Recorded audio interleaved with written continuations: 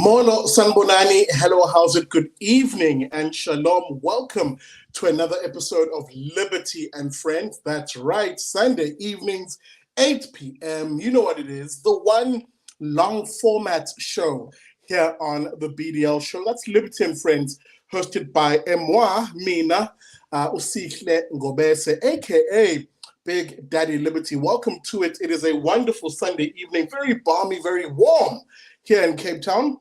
Pardon me, in Durban. I can tell you where my heart clearly wants to be, Cape Town, but welcome to it. It is another Sunday evening here in the wonderful Republic of Lockdownistan. Day 600 and, is it 69 now of the lockdown? Goodness me, this is definitely helping curb the spread, isn't it? It's fantastic. With that being said, welcome to it. Remember, your only price of admission here on Liberty and Friends is to hit that like button. Please do it now. It really does help get the show out to a much broader audience, whether you're watching on Facebook, Twitter, or YouTube. Hit that like button. Keep that engagement over 50%. Whether you hit the like button or the dislike button, I really don't care.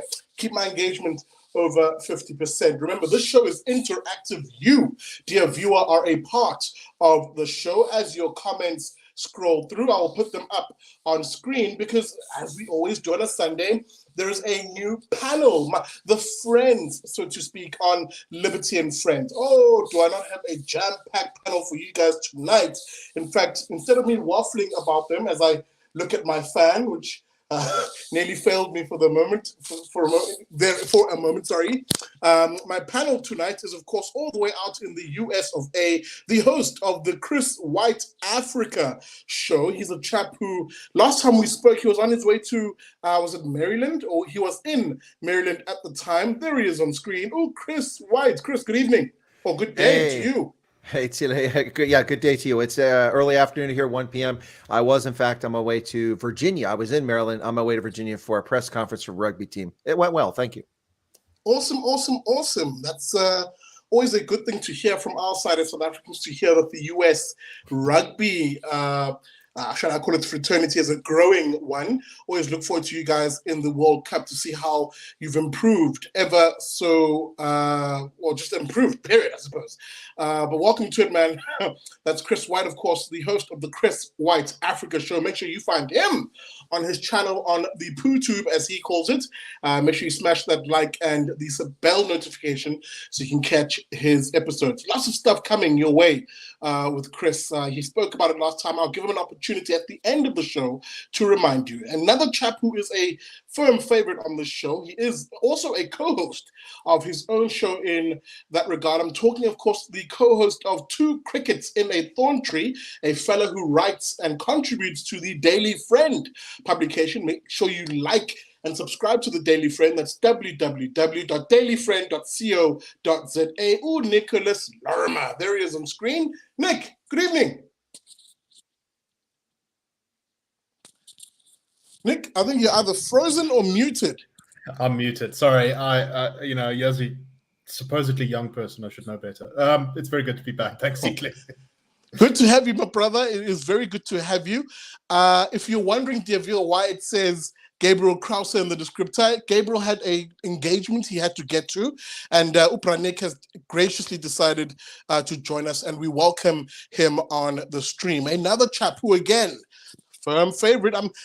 I'm running out the red carpet here to the firm favorites, the regulars on Liberty and Friend. He is, of course, one part of the trio at the ManPatria podcast. Make sure you find them also on all their social media, Twitter, Facebook, and, of course, YouTube. Koketso Resane. There he is. Koketso, good evening. Good evening, Sitle. Good evening, everyone else. It's always good to be on Liberty and Friends because it means I have friends. So, yeah, good to be back. You know how we do it, homie. Friends will be friends. That's a wonderful song went. And I'm raising old school tunes for a reason, because a certain Spotify has been getting rid of old school musicians. But we'll get to that at some point in the show. Welcome to it, Koketso. And of course, a fella who you saw him this Wednesday and he raised a few hackles with his views as we discussed the looming conflict over the Ukraine with the US versus Russia. But this chap, of course, is who I always say I go to when it comes to all things foreign relations. Hugo Kruger. There he is. Hugo, good evening. Good evening, Cecilia. Thank you for having me. And it's nice that we've got friends, as your other guest said. Absolutely, Chief. Welcome to it. Always good to have you on. Last but definitely not least, he is he's a bit like Darkwing Duck on the show. He's not always here. He is a little old school, but boy, oh boy, are his views not the sharpest and some of the most compelling analysis you'll hear on South African alternative and really mainstream media too. I'm talking, of course, about Kanthan Pillay. There he is. Kanthan, good evening. Welcome to LNF. Kanthan, my brother, you are muted. And yes, I've done exactly what Nicholas has done, just fallen into the trap of, at least he didn't turn around and say, okay, boomer, because his mic is muted right now. Good to be here, guys. Awesome, my brother. Very good to have you on, and welcome to the entire panel. You see them there in their glory. This is, again, Liberty and Friends. Welcome to it. If you've just joined us, you are at the, 9-minute mark of what will be a 90-minute show, maybe a bit longer, depending on the nature of the conversation. With that being said, strap in. Hit that like button and get those comments in, because we will flight them on the screen. The show includes you, as we wrap up the news week that was. Fellas, let's maybe get into it, because I think, first issue that comes to mind, and really it is the topic at the moment, even if it isn't being widely shown on the corporate media, but it really is the major issue of today, and that is what's happening in Canada, of all countries. Yes, that country north of the United States of America. Chris, I must begin with you, because they're literally your neighbors. Two questions, really. One, I think they'll kick off the broader conversation around appearances versus reality. The appearance, of course, is that, look, everything is well in North America. All citizens are happy. Maybe a few disgruntled people here and there, but really major consensus by the majority, if I'm to go off of what one Justin Trudeau said in maligning the truckers, for example, as a, quote, small fringe minority in his country. So clearly, this is just nothing, speed bump, nothing more, Chris. These guys will go home shortly. I'm not sure what the question was, but I can address it very quickly. And I was just having you lead straight into it. Okay, maybe no worries. Let me form a question. What's going on in your neighbors there in the north? Okay, well, what's going on is that the U.S. and Canada introduced a jab mandate in order for truckers to cross the border. And this affects at least 20% of truckers in Canada, and there's 227,000 CDL, that's commercial driver's license, truck drivers, semi-truck drivers. There's 3.5 million in the U.S., 227,000 in Canada. Until recently, the world's largest trading bloc, U.S. and Canada, the highest volume of trade dollar-wise was between the U.S. and Canada. Now it's U.S. and China.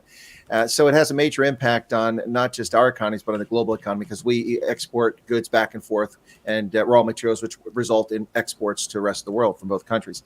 So they introduced this thing, and truckers are upset about it. So they organized this rally from British Columbia on the West Coast all the way across the country in the dead of winter, no less. They went to a GoFundMe account, raised, last time I looked, $6.5 million Canadian dollars to pay for fuel and lodging and things like that. And Justin Trudeau called them a fringe minority. Of course, he fled his residence yesterday from this fringe minority and is in an undisclosed location hiding from this minor fringe minority. Listen, I don't know what the actual stats are because I didn't fly in a plane, but I'm telling you that the world record, according to Guinness Book of World Records, for the length of a truck convoy is 7.5 kilometers, achieved in Egypt a couple of years ago. There is aerial photographs of this that claim that 70 kilometers the third day into the march across the country when it was in Alberta. And this is insane. This thing is probably hundreds of kilometers. What I can tell you is I'm closely tied to the trucking industry here in America through my mother and stepfather and my co-host of my radio program. And now we will be having a rally that's taking people coming from Canada into Washington, D.C., and also taking people from California all the way across the country. There's going to be a truckers rally here. My advice to them is to drive through Arizona, New Mexico, Texas, and come up that way, because if you come through Colorado, they're going to try to stop the whole thing with nonsense in the Rocky Mountains. But anyway, that's kind of what's going on right now. And fringe minority, my bum. This is a large movement of people. This refutes the nonsense about people. And again, this is being misportrayed and lied about against, saying that these people are anti-vax. There are some anti-vax people in there, but this is mostly an anti-compulsory state injection, the state dictating what people can do. That's the bottom line. And Trudeau is a callow, weak-willed, little blackface racist, and I'm glad that he's hiding so that he can't deal with the pressure. And there you go.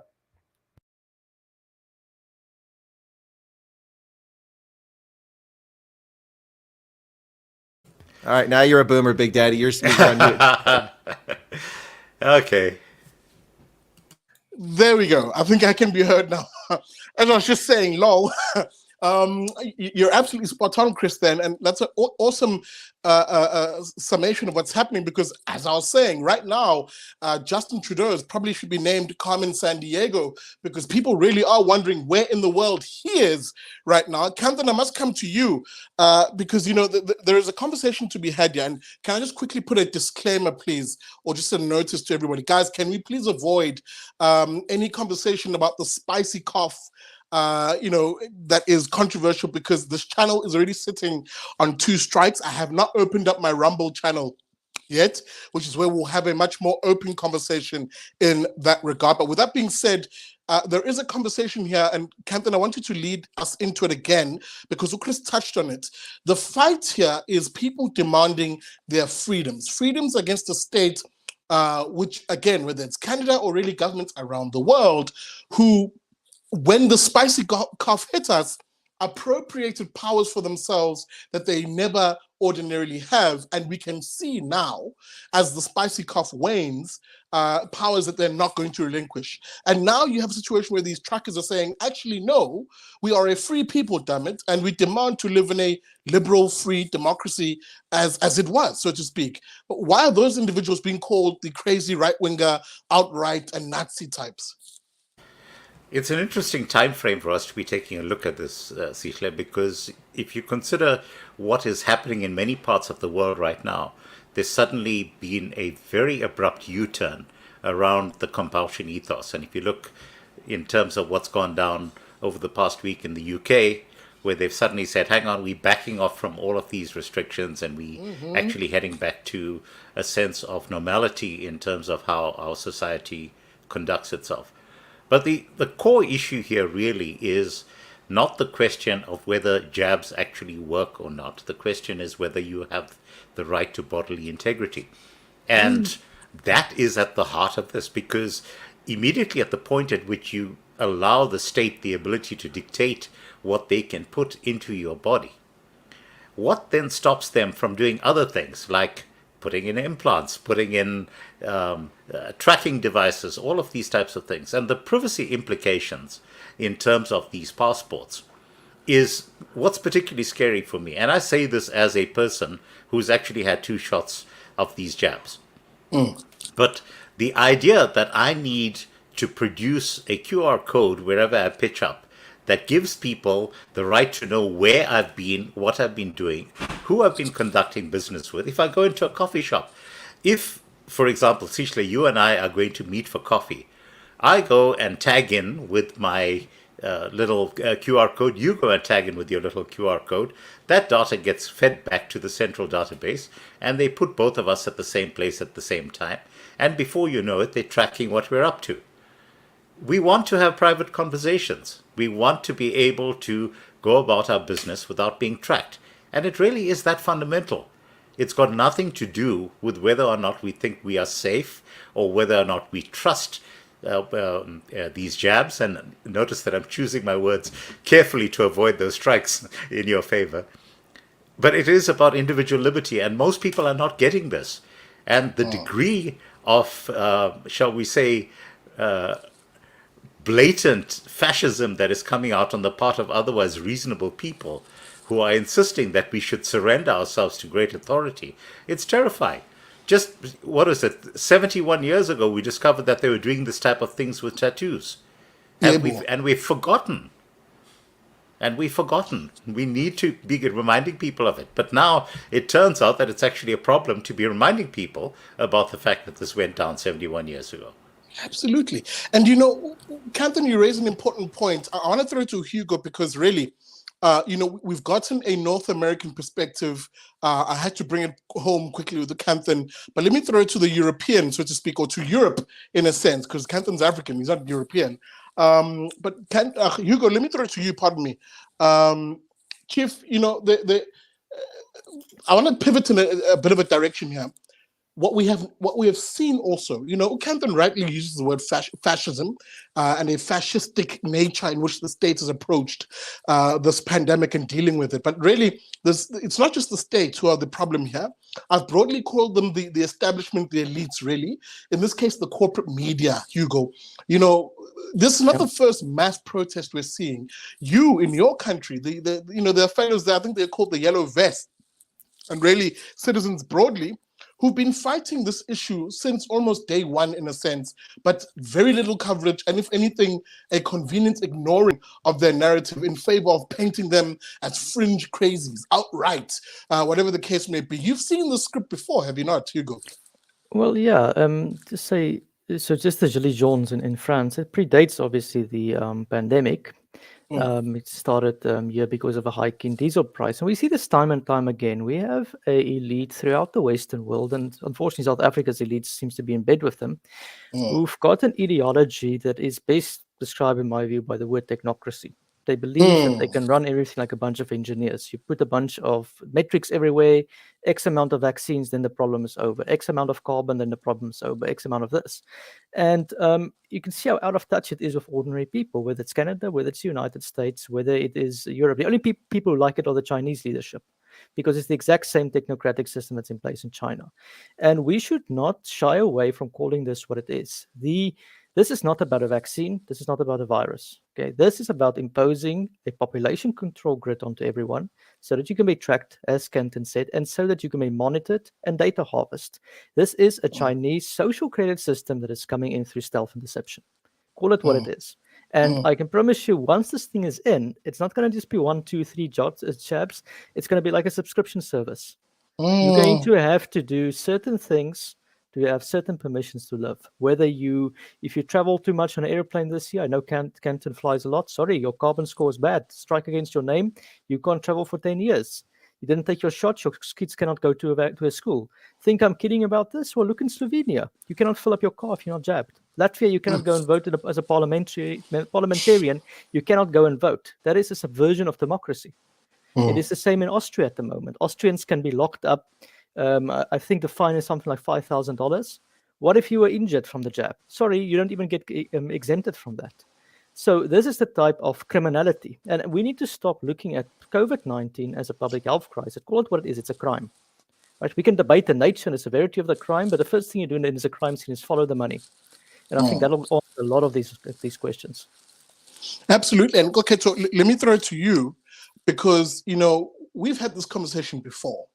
And, you know, I want to revisit it because, you know, Hugo rightly raises it insofar as it really is, Koketso, the elites versus everybody else. In fact, there's a video that's circulating around a one lady, I think she's from the WEF, the World Economic Forum, where she basically openly says this. Says, yeah, you know, maybe what we've done as the elites is show that we really are, you know, the same in a nature. We have common goals, and what we need to do as the elites, and I'm paraphrasing her badly at that, what we need to do, she says, as the elites, is be careful that we don't lose the masses, so to speak. We need to get them to see things the way we see things. Yazi, Koketso, you have a chap like Klaus, is it Klaus Schwab, who openly says things like, yeah, you know, we are using this moment in time to usher in a great reset, this idea that we model the world according to what presumably a small elite would believe the world should be. To hell with your freedoms, dear citizen of the world. Yeah, and that's really the funny thing here, is that people who tend to think like that, they're quick to say that the world would be a much better place, a much safer, much better, much more beautiful, etc., etc. They say it would be a better place if the right people are placed, or AKA the best people are placed right at the top to look after everyone else's interests. This is quickly reinterpreted as the best people so happens to be themselves, and it creates that scenario of there should clearly be an us and a them, not just in terms of class, but in terms of even something as basic as the law. The law doesn't apply equally. Those at the top, elite politicians and the like, who have been propagating for something such as a lockdown, they weren't locked down like you and I. We've seen what's happened with Boris Johnson now, but you can rinse it and repeat it across the world. You best believe when you and me were stuck at home that the politicians who sit behind meetings and make these pronouncements, they weren't locked down like we were. They didn't have a curfew. They could buy whatever they needed, of course. The rules are always exempt for them, but not for you and I. And unfortunately, I'm in the camp that says that they're coming after the children. There are young children right now who are growing up in a society where this is almost 3 years in now. This is really much the norm for these kids, and they're going to grow up with that, and they'll be in a world where years from now this was the norm, and they don't know how it's like to actually grow up with full freedom. That's how the leaders at the top actually normalize some of these things, and that's a very dangerous game that's actually being played here. Unfortunately, there's too many people who are sitting idly by and allowing this to happen, because again, irrespective of what you think, to really affect the future of someone who's young and who has the whole world ahead of them is not something anyone should take lightly. And I don't believe that these politicians whose children have typically already gone past the age of adolescence and the like, I don't think I don't think they're factoring in here that they're essentially asking for others to factor in, or they're effectively asking for others to live with a reality that doesn't even apply to them. It's like that whole analogy of when you condemn young children to a life of, basically eternal damnation in terms of how they can progress. Politicians who do this typically have kids that are already over the age of 18 and the like, while at the same time creating a policy that says if you have a 6-year-old right now, they will never fully develop. They will never really reach for the stars like your own children did. And that's me calling out Panyaza Lusufi, who I haven't forgotten about. Every few months, I have my little mini rant on him. But yeah, I'm going to come after him the next few days regardless. But yeah, it is a very dangerous precedent. And we really should be standing up against this, particularly because there's a whole generations after us that whose lives are at stake here. Absolutely. Nick, I'm sorry, I'm sorry to come to you last on this issue. But, just as Koketso was speaking, I flighted 2 comments on the screen. One from Ephraim Paplampu, who's out in Austria. Shout out to you, Ephraim. I see you, homie. And another from here she is, Barbara. These comments, guys, are very telling. These are people who live in what we consider South Africans' first world ideal, right? European countries. But you have South Africans who openly tell you, what? Despite our problems in South Africa, despite the basic issues, whether it's not having electricity and the like, it is a blessing in disguise to have an incompetent government, because it means when they do want to do things like, centralize power into their hands like this, they're either very terrible at it and, we can bypass it as South Africans, or they're just clumsy to the point where bigger entities in society are able to bully back, as we saw as South Africans, for example, either in the July riots, just irrespective of what one thinks the reasoning was, when the poo-poo hit the fan, the state was nowhere to be seen. And an argument could have been made that someone could have stood up in that moment and said, well, now I'm the leader in this instance, to hell with the state. We were calling for fresh elections. Again, I'm speaking in a very hypothetical sense here, but the point I'm making is the danger of the security state. It lulls people into the false security of being safe, but at the same time, you're losing your freedoms. And that's the feeling, Nick, isn't it? It's almost as if we're being conditioned to view our freedoms and liberties as being selfish. Yeah, no, I think there's definitely been a push to do that, and I think you're exactly right about how when you have a state that doesn't really work, it actually, every cloud has a silver lining, and in this case, it's that a lot of the time laws in South Africa, despite the fact that there's quite a lot of them, are a little bit more theoretical, and I think that that's actually a large part of the reason why South Africa continues to sort of chug on, despite a lot of the misgovernance of us. But I think what's kind of gone on in this pandemic in a lot of ways is that a lot of politicians, we were in this sort of post-Cold War lull, and I think people have forgotten that dramatic events and the whole pandemic and the reaction to it. I think, this is what constitutes one of the most dramatic events in the last sort of 30 years. These things have consequences, political consequences, social consequences. And a lot of politicians thought, well, we'll just set up some rules, we'll look like we're doing something, we'll avoid blame, and our poll numbers will go up. And that sort of happened at first, but it didn't stick around for long. And I think that what very few people have truly grasped is that we've entered a different period of history. I don't know exactly what that period will bring. I'm not foolish enough to try and predict the future in that sense, but I think that the political consequences from the last 2 years are going to be quite significant, and it's going to play out for a long period of time. A lot of people, I think, will talk about this as a bit of a turning point.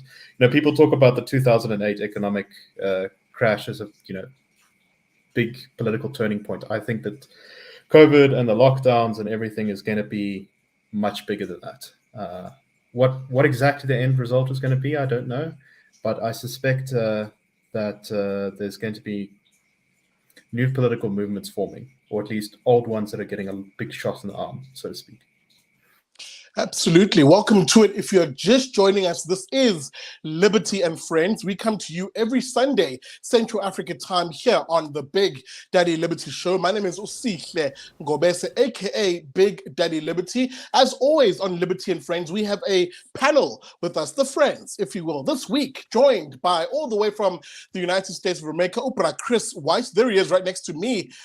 He's the host of the Chris White Africa Show. Nicholas Lorimer, one half of the two crickets, in a thorn tree podcast. You'll also find him on the Daily Friend publication. That's www.dailyfriend.co.za. Koketso Resane, who is from the ManPatria team. Shout out to Udumo also, who's part of that team, and Unzuzo Kati. You'll find them on YouTube. Hugo Kruger, there he is, coming to us all the way from France. Homie, I said, where them frog legs? Last time I spoke to you. That's Hugo Kruger, of course, independent analyst and an expert on all things foreign relations and really energy in particular. He's going to be really instrumental later in this conversation as we look at Eskom, or the miners wanting to have the same power that Eskom has. We'll get to that a bit later in the show. Kanthan, Pillay, there he is in the corner there. He is all things media, analysis, comments. Oh my goodness, guys, this is an awesome panel. Welcome to it. We've just hit that 30-minute mark of a 90-minute show. Of course, I have kept your comments rolling on the screen. Keep them going. I see you guys coming in thick and fast. One more thing, please. Hit that like button. I see our numbers are looking very healthy tonight. Hit that like button. Just do it now. Hit that like button. Or the dislike button. Keep my engagement over 50%, please. So if there's 100 people watching, I want to see them 50 likes. In this case, there's 250 watching. Let's get those likes up. Likes up. Get them up, people. Get them up. With that being said, guys, thank you. Let's move on slightly, because I think this issue of our freedoms and the fight around it, is one which we'll keep a tab on, because it really is, I think, the beginning of something here. We obviously saw, as the Canadian truckers hit the road, in the hashtag Freedom Convoy 2022, other truckers around the world said, actually, to hell with these politicians. We echo the sentiments of the Canadians, and we too will demonstrate. And I was actually wondering, I tweeted something rather cheeky today. I said, hey man, the spicy cough and the grift around it in particular would end very quickly here in South Africa if you had a coalition of farmers, taxi drivers or owners, and literally truck drivers hit the roads here. They wouldn't even turn the key, and Ramaphosa would be like, "Dear South Africans, it's over. We're sorry." With that being said, let me move us on. Let me move us on, guys. But I'm going to move us on to something which also it sticks with the international theme for a moment before I bring us home in terms of the news cycle. Guys, the events in the Ukraine and really the geopolitics around it with a one sleepy Joe Biden and Vladimir Putin have been in power too long are literally proving to be a dangerous cauldron that's bubbling over here to an extent. Chris, we had this conversation with you and Hugo and Gabriel Crouse this week. Maybe just for the sake of those who did not watch that Wednesday show, can you recap for us, especially from that American perspective? What's going on here, Chris? What are we seeing here? What is Joe Biden's end game here? And the obsession with what I termed on Wednesday, effectively a corrupt asshole country in the middle of Eastern European bloc. Why is it so significant for Joe Biden to get involved there? Why do their borders matter more than your borders as the US? Ouch. Well, first off, just remind people about pushing that like button. That was easy. So just push that like button, okay? No, but seriously. Okay, so here's the spiel. It doesn't matter. It isn't that important. It's not a NATO country. And in fact, in 2014, when Russia invaded and annexed the Crimea, Barry Hussein Obama put some tepid sanctions on Russia, which it amounted to nothing. So basically, it's a fait accompli to let that be annexed. Then he used Russian troops to support Russian dissidents in the eastern portion of the Ukraine. They used Russian advanced surface-to-air missiles and air defense systems to shoot down a commercial airliner. People have forgotten about that, killing over 300 innocent civilians. This has never been a priority for Democrats or for Biden. He's too busy playing the pay-for-play game with all these countries, including the Ukraine. So, he's also distorting what's happening here. He mentioned that 127,000 troops amassed on the border. Now, that's accounting the troops in the Crimea that are already there, counting the troops in the eastern border, which are already there, and an exercise taking place in Belarus. Now, to be fair, sometimes an exercise is a prelude to an invasion. Let's be honest about that. It's been done in the past. But 127,000 troops, he says this is the largest invasion since the Second World War. Well, I don't know. I was in an invasion in 1990 with 580,000 troops that crossed the line of departure into Iraq and Kuwait to push Saddam Hussein back. So he's got that wrong. Last time I checked, the number of People's Liberation Army troops that crossed from China into Vietnam in 1979 was over 150,000, I believe. If I could be wrong on that. So that's bigger than that. And in 2003, we had over 200,000 troops that went into coalition and went into Iraq again. So he's just playing hyperbole. There's no need for this nonsense. It's so important to Joe Biden, the issue in Ukraine, that he has failed to appoint an American ambassador. He hasn't nominated any American to be the ambassador to Ukraine. He's been president for 13 months, hasn't nominated a single person to be the ambassador in the Ukraine. That's how important it is. It's being run by the Deputy Chief of Mission. So it's just total nonsense. We have virtually no trade and interaction with Ukraine. And this is an issue that simply should not be coming to the fore. Russia is a nuclear armed power with over 10,000 ICBMs, intercontinental ballistic missile warheads, aimed at the United States between submarine launched and terrestrial based. It's a very dangerous situation. I don't think we're going to have a conflict necessarily, but this is a ratcheting up of tensions, which to me is the tail wagging the dog. This is from that movie back in the 1990s, taking off on what Clinton used to do. It's the tail wagging the dog. This is not really the story. The story here is Joe Biden's failures in America over your spicy cough that you've talked about. Record number of Americans getting spicy cough daily, record number of Americans dying from spicy cough daily. We also see his abject failures with all of his plans to build things for this, that, and the other. He's allowing criminal alien invasions. And we found out last night from our Congress that these criminal alien invaders who are crossing the border into this country, unaccompanied males who are required by federal law to be deported immediately, are being processed in Texas, taken by taxi cab to the airport, put on a plane without identification, carrying an arrest warrant that says you're supposed to be deported. That is their identification. Yet Americans must carry what's called a real ID, which costs 3 or 4 times the price of a normal driver's license in order to travel on a plane. But these criminal alien invaders come here. So you're right. Joe Biden is distracting from all of his failures. Inflation is off the charts. The price of petrol is double what it was, even though the price of petroleum is less than half what it was during Barry Obama's presidency. It was $187. Wow. 187. By the way, South Africans, pay attention. It was $187 a barrel back in 2013, 2014 timeframe. Today, it's under $80 a barrel. Yet we're being told that you have to pay the record high prices of petrol in South Africa and here in the U.S. because the price of oil has gone up. And people that know nothing about economics, well, what are you talking, Chris? Look at this. There's been a surge in demand. The demand for global oil consumption in 2019 was 99.7 million barrels per day globally, driven by China and their big consumption. Sure. It dropped to only 90 million barrels per day in 2020 at the nadir of the economic depression that took place. So it's back up to about 97, 98 million now. So a 10%, less than 10% increase in the supply of petroleum does not cause a 130% increase in the price. This is all the failures of Joe Biden. That's why Ukraine's being talked about. That's why they're distracting from what's going on. And while they're demonizing people who ask legitimate questions and calling them anti-jab and anti-this, that, and the other, and they're busy distracting with Ukraine. There is no reason for this to be happening. The demands that Russia has made that Ukraine not be banned forever from NATO, we could why bother? Why even entertain Ukraine being in NATO? There's no point to it. We've already pushed our borders all the way to the boundary of Russia, so it's nonsense, and it's simply the tail wagging the dog. Sorry, it was long, but you wanted me to introduce it, so. No, Hugo, I'm going to come to you in a moment because I saw you shaking your head there on a few occasions. Just hold those notes, please. Kanthan, I do see you. I promise you. I want to come to Nicholas for a moment, only because he hadn't had a bite at the cherry here. And Nick, I know you're quite well-versed also on U.S. Politics, but I want you to also give us an American perspective to an extent, insofar as, Chris touched on it. Biden's domestic agenda has absolutely collapsed. I don't care how people want to frame it, from whether it's the voting rights issue to build back better.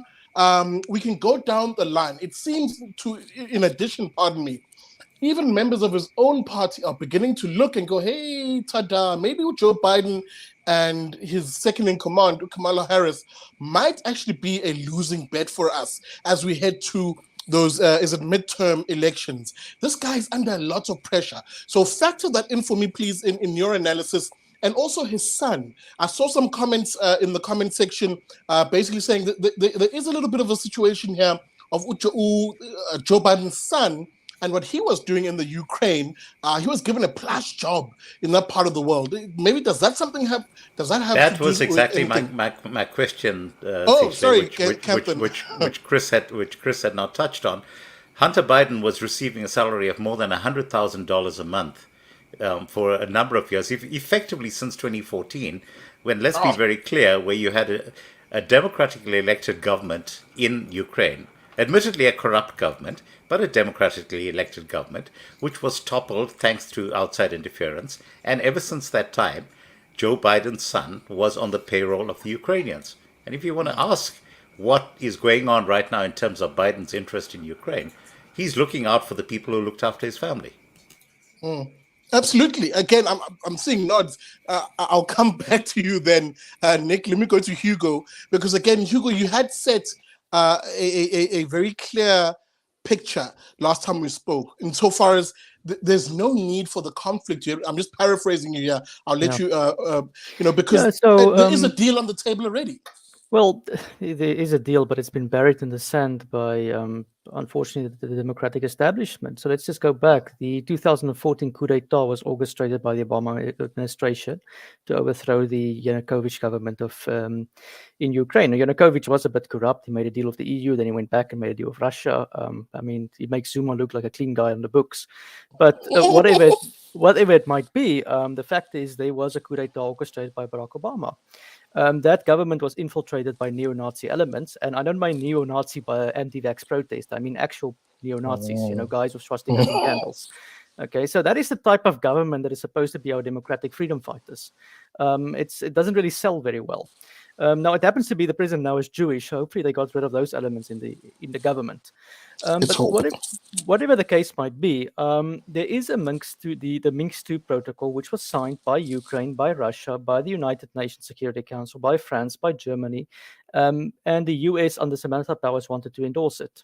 Okay, so there is no need for any of this fighting. Just go back to what was agreed with Minsk II, which is basically, I think Chris put it very nicely last time, the Finlandization of Ukraine. And the Donbass region, which is in high dispute, becomes a semi-autonomous region where Russian becomes the official language. Russia gets its troops out of Ukraine. There's a buffer zone on the border, and the US and its NATO allies does the same. Big problem with Ukraine joining NATO is it's completely unrealistic. Macron spoke to Putin on Friday. I'm not sure what he said, but Macron's a bit iffy because it's French elections now. But I will be highly shocked if France allows for NATO, for Ukraine to join NATO. And one reason being France is the military power on the European continent. It's also a nuclear power. Now, do you want a nuclear power standoff between Russia, France, and the United States? I think it's utterly irresponsible and stupid. There is a solution. It was signed. And here's the thing. If you have a troops build up on in a country like Ukraine, if you're actually planning for war after you've signed a diplomatic agreement, I mean, that's almost criminal activity.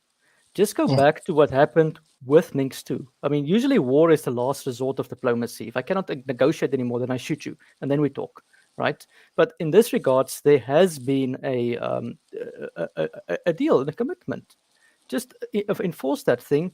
But there's two governments pushing this. One is the US and one is the UK government. And both of them are trying to create a war because they don't want to admit that they effed up in the last 2 years. And there's now inflation and all these type of issues in the country that they have to solve. And, you know, so it's lots of inconsistency. I see Trudeau, by the way, wants to send his special forces there as well. It's completely absurd. So just know this. If we go to war, the Western countries, it will be an unjust war because you're going to a war where you already have a diplomatic agreement. You know, as you're saying this, you know, and I'm going to bring you in now, Nicholas.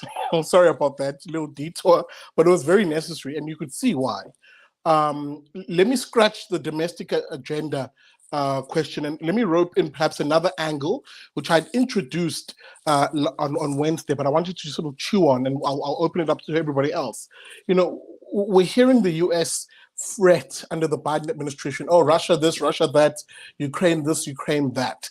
You know, we're readying. We're putting into a state of readiness. 8,500 troops. He says, you know, because you know anything could pop off anytime in the Ukraine. I want my guys to be ready. Now, here's a ally of the US, a one Taiwan, who's being harassed by the Chinese who have taken a very aggressive posture in that part of the world, including in the South China Sea, and with their neighbors, the Japanese who themselves, in response to the aggression, have abandoned, I think it was about 3 or 4 years ago, abandoned a piece of law that had placed prohibitions on their army, the growth of the army and the training of the army in a sense, because of the recognition of the threat of China. Let me come back. That same Taiwan saying, hang on, where are our 8,500 troops on the ready as the Chinese are flying in our airspace, violating our waters? I can go down the line. Something is fundamentally wrong here. Is Joe asleep at the wheel? Yeah, I think he probably is. I do want to resurrect a little bit of the domestic stuff. It's actually been quite spectacular. Sure. I must say, I didn't expect Joe Biden to be so catastrophically bad, not in just because he's managed to annoy the right, the center, and the left in what must be one of the fastest falls from grace I think I've ever seen of a president in the US, and a lot of that I think comes down to the fact that his administration is just straight up incompetent. They don't really know what they're doing. They don't have a coherent policy. Joe Biden himself doesn't understand foreign policy very much. He seems to sort of just lurch from one thing to the next. So I don't know. I think a lot of what's going on currently here is a lot of posturing, particularly between Russia and the West. If there was going to be a fight, it would have happened, I reckon, weeks ago. I don't think anything is going to really happen at this point. I think some of it is at least to do with negotiations over, for example, gas pipelines, the big one being Nord Stream 2 through, which circumvents Ukraine, but has been blocked due to the Americans pressuring that as part of a way to protect Ukraine, which has been sort of their ally for at least a while now. I think also Taiwan, I think, is an increasing danger of some kind of military attack. What we're really seeing now in the world is the ending of one power hegemony. The US used to be, at the end of the Cold War, was completely unchallenged in its dominance of the world. And now with the rise of China and the retreat of the US, we're seeing everyone who's interested in creating a sort of sphere of influence for themselves is making a play for it. And a lot of countries that were very happy to let the US pick up the slack of defense, like Japan, where for a long time expanding the military was very unpopular because people thought, well, we've got the Americans to protect us. We don't need them. We don't need our own army. That attitude is changing now, as I think people are growing increasingly worried that without a very strong America sort of around to hold the balance of power, you need to look to your own defenses, do your own things. And so all over the world, we're seeing sort of regional blocks forming. Israel, Saudi Arabia is an interesting one. I think Poland is growing increasingly close to Ukraine because the Poles are very suspicious of Russia. Taiwan and Japan are growing close together. And so, just like within domestic politics, we are also, I think, entering a new foreign policy world where a lot of countries are making plays to reshape the world order.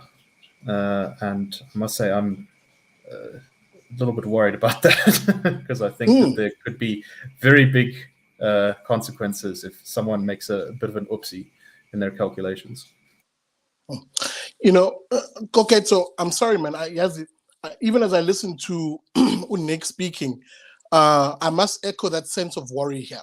Not because I necessarily trust the Americans over the Russians or over the Chinese and blah, blah, blah, but it does seem as though we're heading into a weird phase where everybody's going to start testing each other. How far can I go? How far can I push until there is a pushback of sorts? And even then, the pushback will be measured because there's a what's that expression? Assured mutual destruction, is there not? When you have various nuclear powers, playing, contesting, and jostling, so to speak. I don't know what your read is here, and I want you to bring in South Africa to an extent, because you now have the small country called South Africa trying to find its footing in the international community. Also with the prospect of there being a change of government in this country in 2024. I mean, it's a distinct possibility insofar as we could have a coalition government. Who does South Africa then look to partner with? Does it look to the US et al., or does it now look at a new coalition as the ANC has been trying, of former Soviet, former commie countries who all in their own right have power, are power brokers? China, the BRICS nations, for example. China.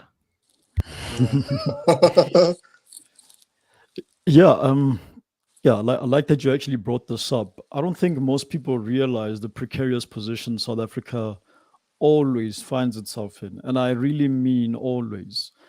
This is part of the belief, or this is part of the reason I believe that South Africa, who has no business being in G8 circles, gets an invite every time the G8 and the G20 all come together and meet. Everyone is trying to court South Africa because of the strategic position that the continent holds at an economic level on the continent, but also over and above that, the strategic position South Africa has in terms of trade over raw material that is, let's be honest, it is required for the effecting of war. So it's quite a tough one, really.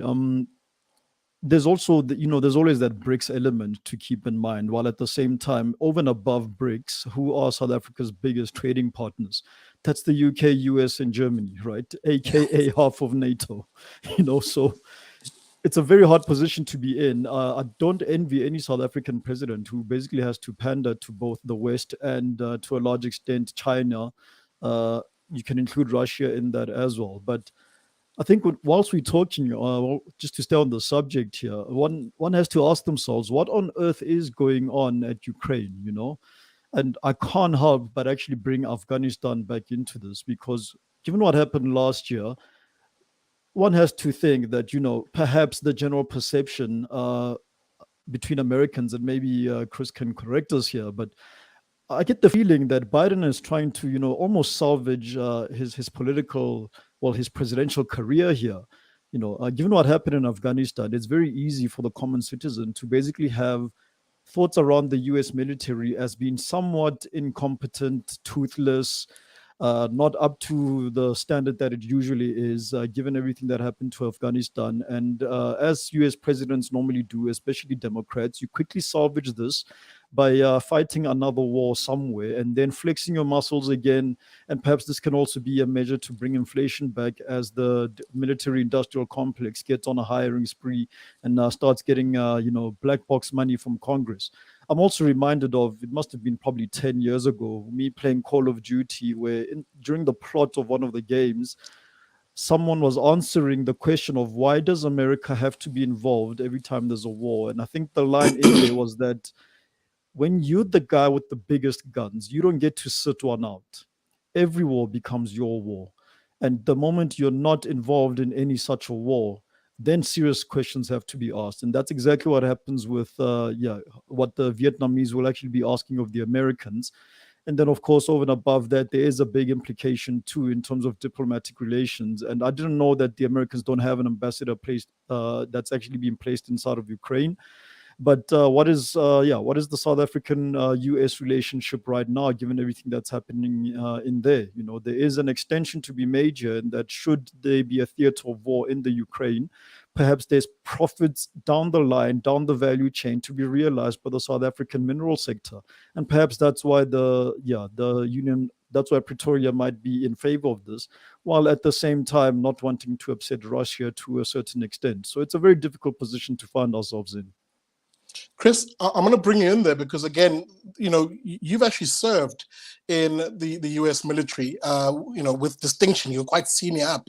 I want to bring you in because, there are questions to be asked here when you see a Joe Biden saber rattling like this, because anything can pop off. I mean, we might not see a full-on conflict, but anything could pop off here. But why are we placing U.S. lives into a country like Ukraine? What are you defending in that part of the world? What are U.S. military families saying, and the various lobbies in the U.S.? What's the sense you're getting on the ground? And Chris, before you answer, sorry, I must say this because I mentioned it to you guys offline. I've got a snake in my room. And I can hear it rattling around now.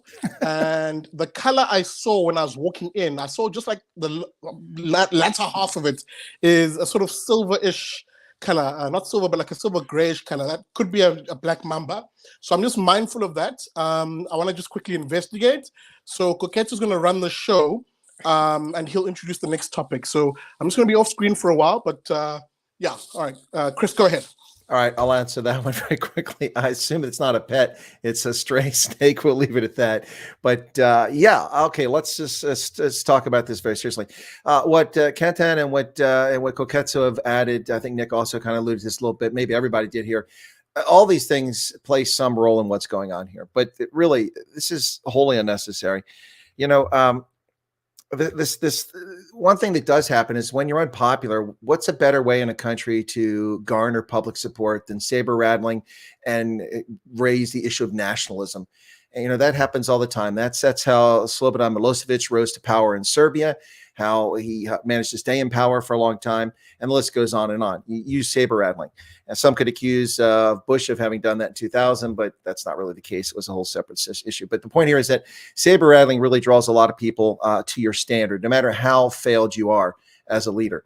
And that might be playing a role as well. Now, the piece about the Ukraine, that's just, Kanthan, that's just business as usual for pay-for-play Joe. I mean, he does that in China. His son's got $1 billion out of China. It just goes on and on. The corruption is pervasive.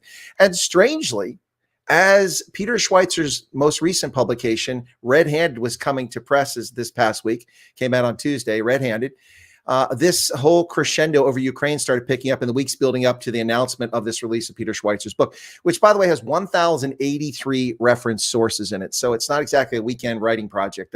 Peter Schweitzer, of course, famous for Clinton Cash and for profiles in corruption. His latest book comes out, and the first chapter is on the Bidens. And right there, you see the copies of the emails that were acquired through Freedom of Information Act between Hunter Biden, which Kanthan was talking about, Hunter Biden, basically exposing his father as part of the corruption in the Ukraine and the corruption in China. It's off the charts. How we got to this stage is just astounding. So let me just very quickly encapsulate how we got to today. The Cold War ended, and our strategic leadership was clueless. They absolutely had no idea how to survive in a unipolar world. And unfortunately, we had a president who understood foreign policy, former head of the CIA, who gave a lukewarm effort to become reelected and then lost an election to it. It's your economy, stupid. It's your economy. In a false narrative. In fact, it wasn't the economy. The economy wasn't in recession when the election occurred. But anyway, so we lose an experienced foreign policy expert, and then we bring in this guy who has no clue what's going on, and we lurch from one crisis to another in Africa, in the Middle East throughout the 1990s under Clinton. So Clinton begat Bush because of the allergic reaction of the political body politic to Clinton. They voted for Bush. Not exactly the brightest bulb in the light in the garden shed there. Bush begat Obama in allergic reaction to Bush. Okay. Obama begat Trump in allergic reaction. So we have had a lurching from one place to another. Even if elections have been close numerically or electoral college, it's been lurching one side to the other. And we haven't had an effective president who could stay focused on message since George Herbert Walker Bush. I'm not saying he was a great president. I'm just saying that's the last time we had a focused foreign policy in this country. Trump's foreign policy was all over the place. I voted for the guy twice. First time I held my nose. Second time I did it, with great enthusiasm. But the bottom line is his foreign policy was all over the place. It's not good policy to insult, people's countries. It doesn't get you off on a good footing.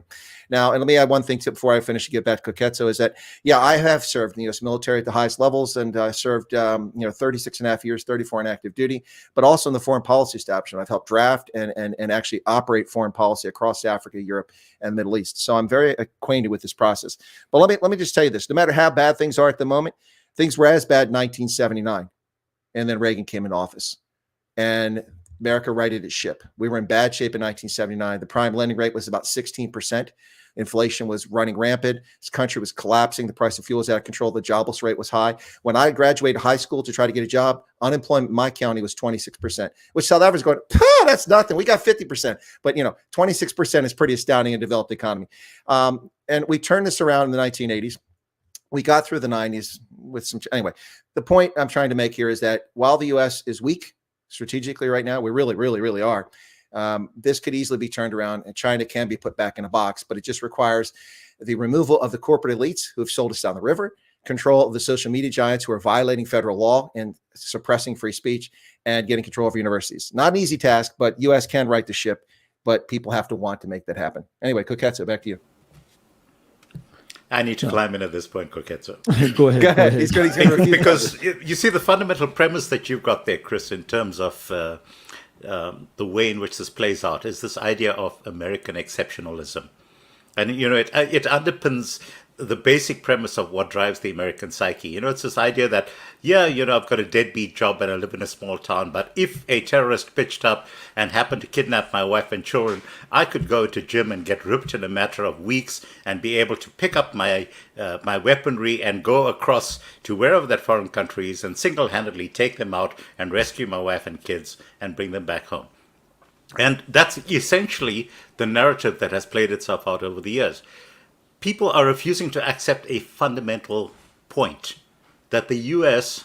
is not the biggest gun anymore. Koketso, I've got to say that very strongly, okay? The U.S. is way behind in terms of technology. Both Russia and China are way ahead of the U.S. in terms of technology. And trust me, India is not too far behind either. But the fundamental thing that those three countries have, that China and India and Russia have got, that we are not able to actually do anything about right now, is nationalism. They have this coming together that they actually believe that they are the best of the best of the best. Now, if you look at what's happened in the US, particularly because of identity politics over the past decade, you've had a complete fragmenting of that sense of national purpose. Now, if you want people to go out there and fight for truth, justice, and the American way, there is no longer the American way, because the American way has been torn apart. There's this entire idea that it's actually okay to tear apart your armed forces, to say, we're not going to allow you to fight because you're not vaccinated. We're going to insist that men and women actually fight in the same units, all of these things. And meanwhile, you have a situation where the Russians are absolutely precise. You look in terms of their drills. Consider the difference between the American pullout from Afghanistan and the way in which the Russians reacted in the case of Kazakhstan. Kazakhstan went toes up within the space of 2 days, in spite of the fact that he had more than 100,000 troops mobilized across in Ukraine. Putin moves across his forces and he takes control of Kazakhstan and effectively shuts down that insurrection there and then pulls his troops out very, very quickly. Yes, but that's the different, Americans lack the capability to do that type of thing. They have never fought a proper ground war since Iraq. Everything that they've done since involves lobbing missiles to flatten the ground and then sending troops in to do mop-up operations. They cannot do that with Russia. Russia has hypersonic missiles that travel at 160 kilometers per second that are capable of taking out any American aircraft carrier or any American destroyer that pitches up and tries to attack Russia. Trust me, with a 1,000-kilometer range on those Russian hypersonic missiles, the Americans don't have a clue in terms of how to fight a war. It's going to have to be a ground war. And in the case of a ground war, trust me, Russia is going to kick their butts. So it really is that fundamental. It really is that fundamental. We should stop talking about Ukraine this way. A lot. No, you can disagree till the Crouse come home. I've written a fairly detailed blog with multiple sources detailing exactly the type of weaponry that's available to both sides, plus the track record in terms of how they go about doing this. And here's what's going to happen. Yeah. Here's what's going to happen in terms of Ukraine. Okay, Russia is fomenting insurrection on the eastern side of the country, and Russia is going to succeed. And what is going to happen? The Russian parliament is already holding a vote on whether they need to actually end up recognizing those as independent territories. The Russian parliament will agree to recognize those as independent territories. It won't be a Crimea situation. There'll still be independent countries that will be recognized by Russia. They will then invite Russia to come in and provide military support to them, and Russia will do that. And that's what's going to happen. And trust me, the United States cannot do a thing about it. Sanctions are not going to work against Russia in this particular case, because the sanctions ship has already sailed. They kneecapped Trump when he got into office. You had the only bipartisan action that took place against Donald Trump was to pass sanctions against Russia, which effectively did all of the things that should be taking place right now. So there's no more sanctions left to pull. And that's the situation. We should forget about Ukraine. We should move on. There is more sanctions. The Russians have Russia's not cut out of the financial system yet, like Iran is. It's not going to happen. It's not going to happen. They won't do it because, first of all, the Americans, I mean, even Biden, I hope, in his cynicism, get that if you have open conflict with Russia, it will be mutual self-destruction. So it will always be a proxy war, whatever thing escalates there. But I don't think it's a question of the Americans having the will to fight or any of the sorts. I think within the armed forces of the United States, there's an enormous amount of will. It is just a lot of, I think a poll shows 1 out of 6 Americans want to fight with Russia or soldiers want to fight with Russia because they see how stupid it is, right? But if there is a just war to fight, it's very easy to round up a bunch of Americans, when there's serious atrocities occurring around the world. We have criticized them a lot. The big problem with the Western countries is why they can't do what Kazakhstan do is because there is generally lots of dissent in Western countries. If America all of a sudden calls in its troops and it kills the government of Nicaragua, for example, you're going to have all of the press onto the soldiers. So the Western countries always have to fight with a lot more restraint because they have a higher value for freedom of expression. It's the same reason why America couldn't get away long enough with what China did during the pandemic, because there were a million people screaming, saying, look here, you cannot just lock down like this because of A, B, C, D, and E reason. So the Western countries, whenever we go to war, has always been a case that we fight with the press at the same time. And the wartime propaganda has to be as realistic to reality. Otherwise, you're going to be kicked out very quickly. And that's what happened in the Vietnam War. What stopped the Vietnam War wasn't the protest. It was the fact that the people who ran the war at the States during the Tet Offensive particularly no longer really believed in it, right? And that's sort of why they drew out of it. So if you don't have a massive belief in a democratic country, it's not going to go to war. But I disagree. The idea the Americans have weaker technology than Russia. I mean, Russia has an economy. Let's start there, the size of Italy. It is not. It does not have You're industrial base. repeating Reuters propaganda, Hugo. Please don't do that. You get exactly the same narrative in every media outlet. GDP figures. Please, GDP don't do figures that. are what they are. Don't do that. Whether it's Please propaganda try or and not. focus on the stuff that I said. Talk about the hypersonic missiles. Talk about the S-400 missile Nobody defense seriously systems. believes there will be Talk an open about that conflict stuff. between America and Russia. It will be mutual self-destruction. Not even Putin's worst, most pro-communist ally or guy in his cabinet thinks that will happen. You have to be completely insane to think Right. there'll be an open war. Guys, let me come in Yeah. here, only because I've missed the bulk of this, but I'm happy I came back to Would a you kill your boxing snakes, match. Sikle? I wish I'd been with you to miss it myself. We've just passed that 9 p.m. mark, an hour into it. Welcome to it. This is the Big Daddy Liberty Show. You'll have to excuse my sweaty demeanor. Nothing gets the heart race pumping than seeing a coffin-shaped head peering back at you from within your clothing cupboard. But thankfully, he is trapped in there. With that being said, So welcome wait, to the snake's This still Is- there. Yeah, it's a black mamba. So I just have to go to the garage and get the tongs and the snake hook. I'll deal with them a bit later. He's trapped in the closet, thankfully. This is podcasting in Africa. And he's quite long too. He's frighteningly long. At least 1.5, near 2 meter monster sitting in there. But yeah, he's trapped. That's why I've been hearing him. You see, that's why disturb I'm in stuff in the trance. background. Welcome to it. This is the BDL show. I'm your host, Sikle Ngobeso. My co-host is Black Mamba sitting in the room with me at the moment, making my poo-poo really small because I don't know what the hell he's doing behind me. But welcome to it. This is Liberty and Friends. We are in conversation with quite a few fellas here tonight. Chris White from the Chris White Africa Show, Nicholas Lorimer, two crickets in a thorn tree co-host, Koketso Resane from the ManPatria podcast, and of course, Hugo Kruger, independent analyst, energy expert, and of course, Kanthan Pillay. Folks, I'm seeing the notes here from Koketso. Thank you very much for holding it down, Koketso, whilst I was away. Let's move on, please, because we're in the last half an hour of the show. I might ask you to indulge me, please, with an additional half an hour. Let's make it a 2-hour show, guys, if you don't mind, but we'll cross that bridge in a moment. The SABC, guys, the SABC made headlines once again. It felt like, here we go.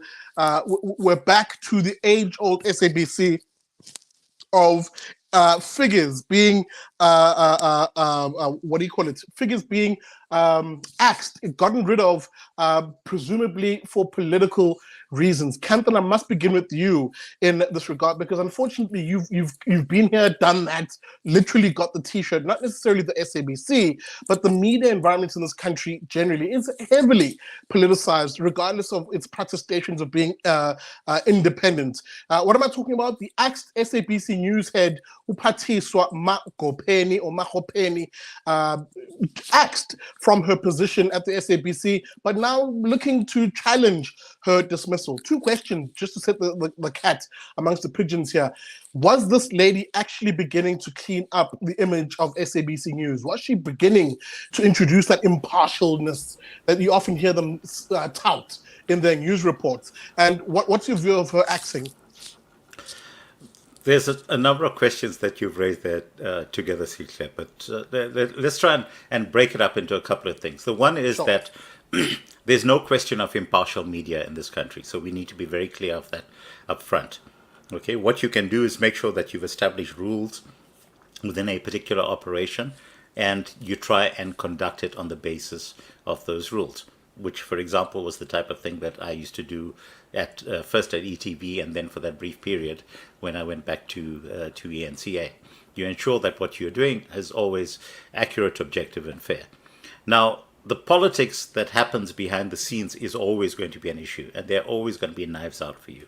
The question that you have right now is whether the recently fired head of news at SABC could have handled the situation with more finesse, and I think the answer to that is yes. Because the one thing that you do not agree to do in a situation like this is to have a public hearing. Okay, because in a public hearing, what you are immediately doing is that you are forcing a scenario where the only end game is going to be your dismissal. Because if you come out of that as the victor, it means that essentially the place that was employing you had a problem to start off with. So problem number one, that should never have happened. There's a very good reason why disciplinary hearings should always be conducted in the background, so that you can actually negotiate a settlement. It's quiet diplomacy versus gunboat diplomacy, and we still don't understand the difference between these things. Okay, so you negotiate behind the scenes. You guys know nothing whatsoever about what went down between me and ENCA, and you're never going to, because all of that stuff got conducted behind closed doors. Yeah. And neither of us will ever speak about it in public. So she was on a losing wicket to start off. And there's no way to come out of it. And then immediately at the point at which you've agreed to a particular process, and then coming out of that process, you then try to challenge the legitimacy of that process. No, that becomes a problem as well. But we need to separate that in terms of whether there is political interference at the state broadcaster. And it's very clear that there is political interference in the state broadcaster. Yeah, and definition. that is going to happen no matter who happens to be in charge. Yeah. Okay, so I don't want to create the impression that my pointing out the ineptitude on the part of the head of news in going through this particular process should not be taken as a reflection on her journalistic integrity. Yeah. Okay, and it's difficult for people to get their heads around stuff like that. If I look in terms of all of the established media landscape right now, I've mentioned this again with some regularity, that every single media house in this country right now is beholden to a paymaster. And this includes all of the liberal media. It includes, so you take all of them. You take ENCA, you take the SABC, you take News 24, you take Newsroom Africa, and every single one of these entities has got political connections at the back. So we should not be getting ourselves chasing our tails around SABC. Work on the assumption that almost every media source that we deal with has an agenda, understand the agenda, and then try and sift out from that things that are actually useful to us. And, that should be basically the roadmap that we follow dealing with all media. And, I'm sorry for her being fired, because I thought that she was doing a decent job. No, and I think a lot of people echo your sentiment. I mean, there was seemingly a discernible difference in the SABC under her tenure, and it went beyond perhaps just the rhetoric of what we hear them say. SABC News, independent and impartial. They don't say independent, but they say impartial or something along those lines. That rhetoric aside, there was a noticeable improvement in the quality, though, of their production at the SABC. Whether that production is the truth or dribble, that's a matter for another day. Let me bring you in, Nick, and then I'll go to Chris. Chaps, let me broaden the conversation to an extent here. Chris, I'll come to you in a moment, because the US media environment is very, very interesting, and I want to see you and Kanthan go at it a little bit here. I don't know if you'll disagree, but I'll set the cat amongst the pigeon and see what happens. But before that, Nick, let me come to you, Chief, because we've had this conversation, you and I, just off the cuff, and I think on the show too, about just the toxic nature of the corporate media in this country. It is really unaccountable to anybody, firstly. Number two, it's not playing that role of being the fourth estate. That is a defender of the public by seeking the truth from those in power. Now, again, I'm not painting with a broad brush here. There are some excellent pockets of journalism in this country. Few and far between, but they are there. But unfortunately, the broad stuff of what we come across as South Africans is pretty trashy, if I'm to be brutally honest. Your sense when you heard this lady was fired, and broadly the SABC, is there a need for an SABC at all? Yeah, look, in a perfect world, I'd say there probably isn't. But unfortunately, we've got it, and it sits there as one of the main news providers for an enormous number of South Africans. There's still millions of South Africans who SABC is pretty much probably it in terms of their news, political news, and I think that's especially on the various non-English radio stations. I think that's probably where the SABC has its biggest political cultural impact. Yeah, I think that one of the reasons that South Africa has been stuck in the political rut we have for a long time is because particularly the SABC has been so obviously captured by the state. And it happened with the last regime, and it seems that the ANC, I think, took notes because they seem to have very much followed up on that. But yeah, I agree. South African media in general is just not great. You can turn on the TV and you see a analyst, and it's always some tonsil in a suit, and he's going to say exactly what you expect him to say every single time, and it's going to be lots of sort of empty, fluffy words. It's going to be lots of repeating the same talking points, which are all from within the ANC's universe. My impression generally of the media is that almost every single media house is essentially the spokesperson for an ANC faction. Yeah. That I agree with you. There's definitely exceptions to that rule. But generally speaking, yeah, it's a propaganda machine. Yeah, pretty much. And that's sometimes good because the ANC factions are at odds with each other, so they'll sometimes reveal dirt on the other one, and good things will come out of that. But by and large, we're not really getting from our media houses what we need to if we want to have a functioning political system in this country. No, I'm with you. Sorry, I'm just being trolled. Yeah, in the comment section, guys, stop it. There's no closet opening behind me. That snake is thankfully in there. But as I said, I must come to you, Chris, because to a large extent, I've always argued, for example, that the US media at least has the advantage, or you Americans have the advantage of having a media which effectively tells you where it stands in terms of its worldview, in terms of its ideological outpinnings.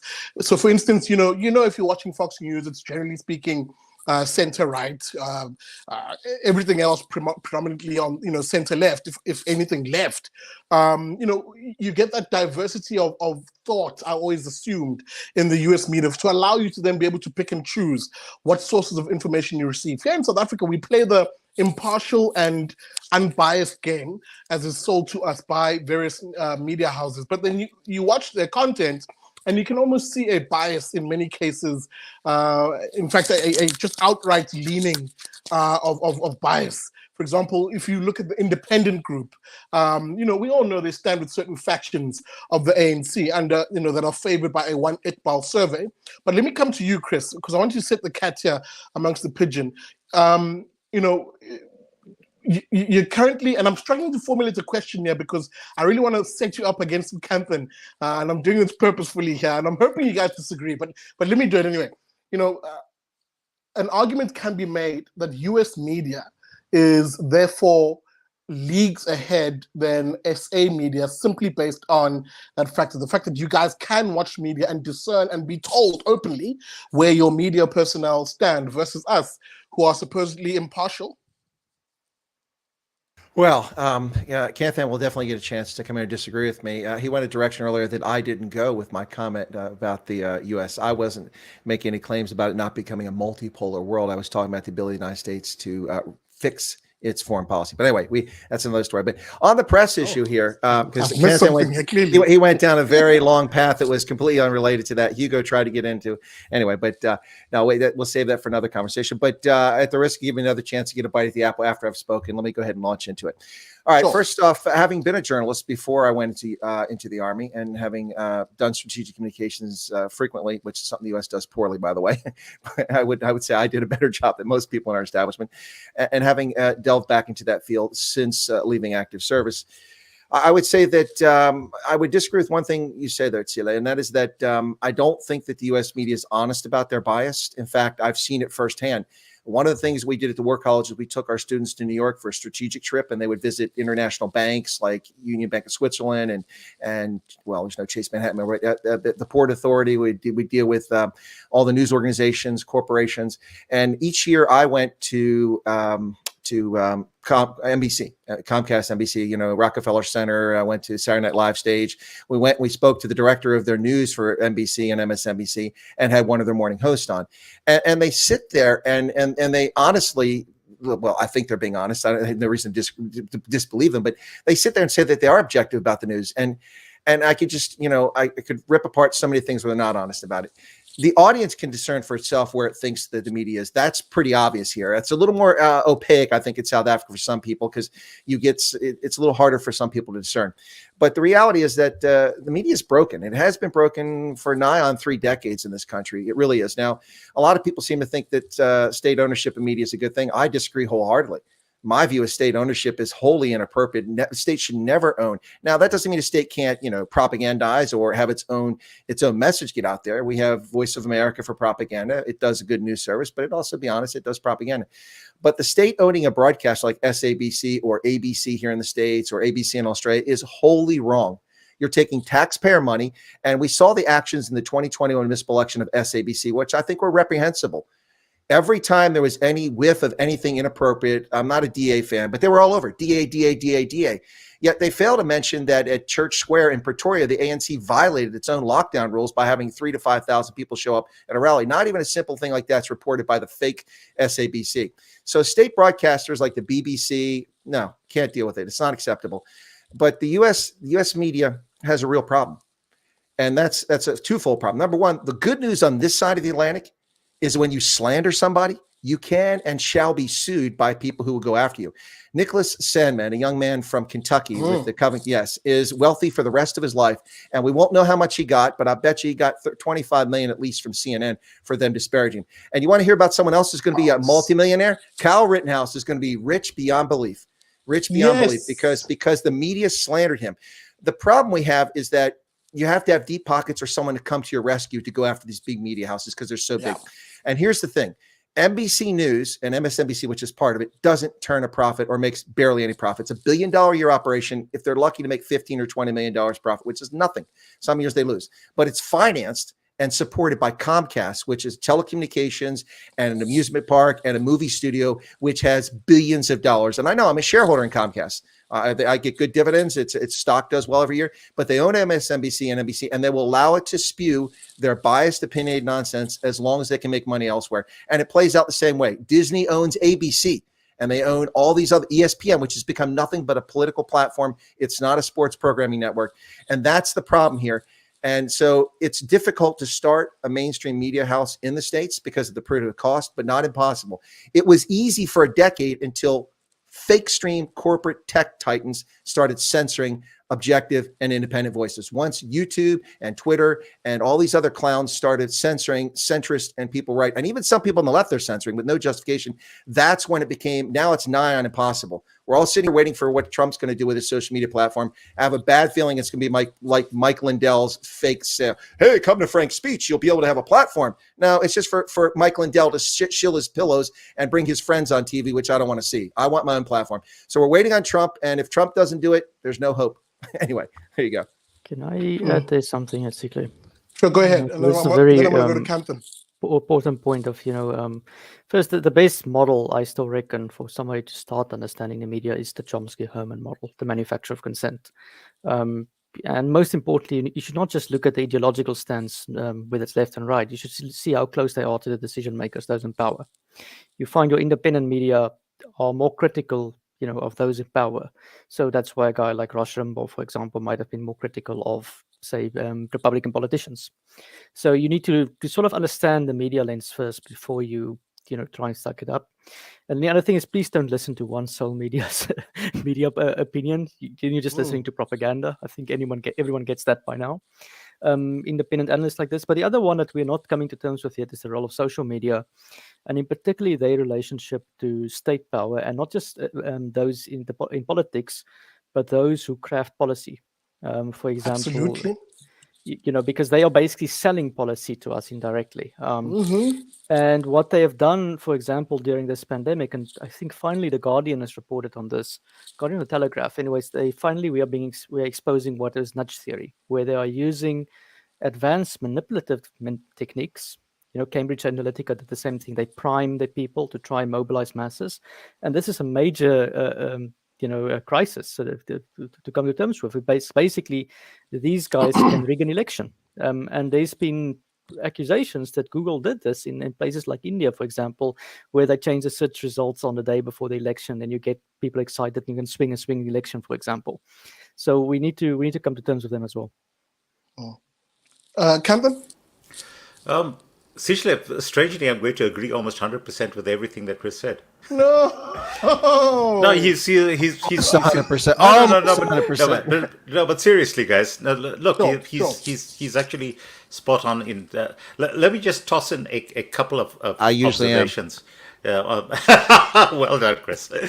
let me just toss in a couple of observations. So I'm going to quote two examples. Okay, so the first is, guys, I gave myself a really intense New Year resolution, and I said I'm going to blog every single day, and I've actually been keeping this up, and so on the 18th of January, I wrote this piece, and it was called "The Problem with News Censorship," and the question was, did you know that Donald Trump held a rally in Florence, Arizona on Saturday night? And I said the only reason I got a strike for it. Yeah. And I said, the only reason I knew it is because I briefly logged into Getter, which is one of the alternative platforms to Twitter. So I'm on there as well as on Parler, as well as on Twitter. But I hop into these spaces because, I want to see what the conversation is.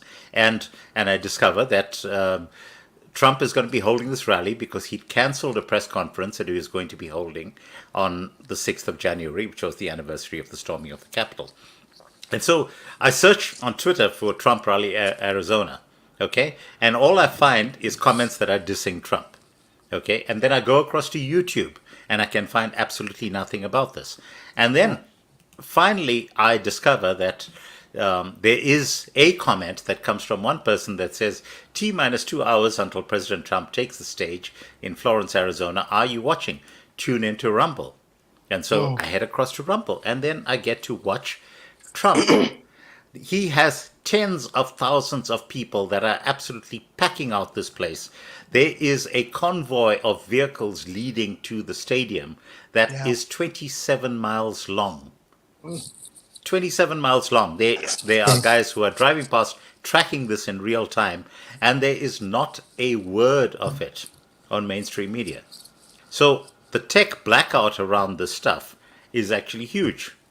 But at the same time, if you consider that across the platforms that were streaming this thing live, which included Twitter, didn't include Twitter, but it included Rumble, it included Getter, and there were more than 1 million people who tuned in to catch this entire Trump rally live.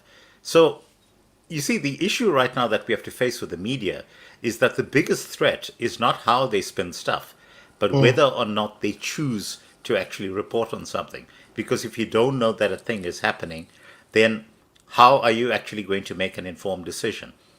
And now this ties into the piece that I wrote today, which was talking about the entire way in which most of the world gets their news from basically 3 news agencies.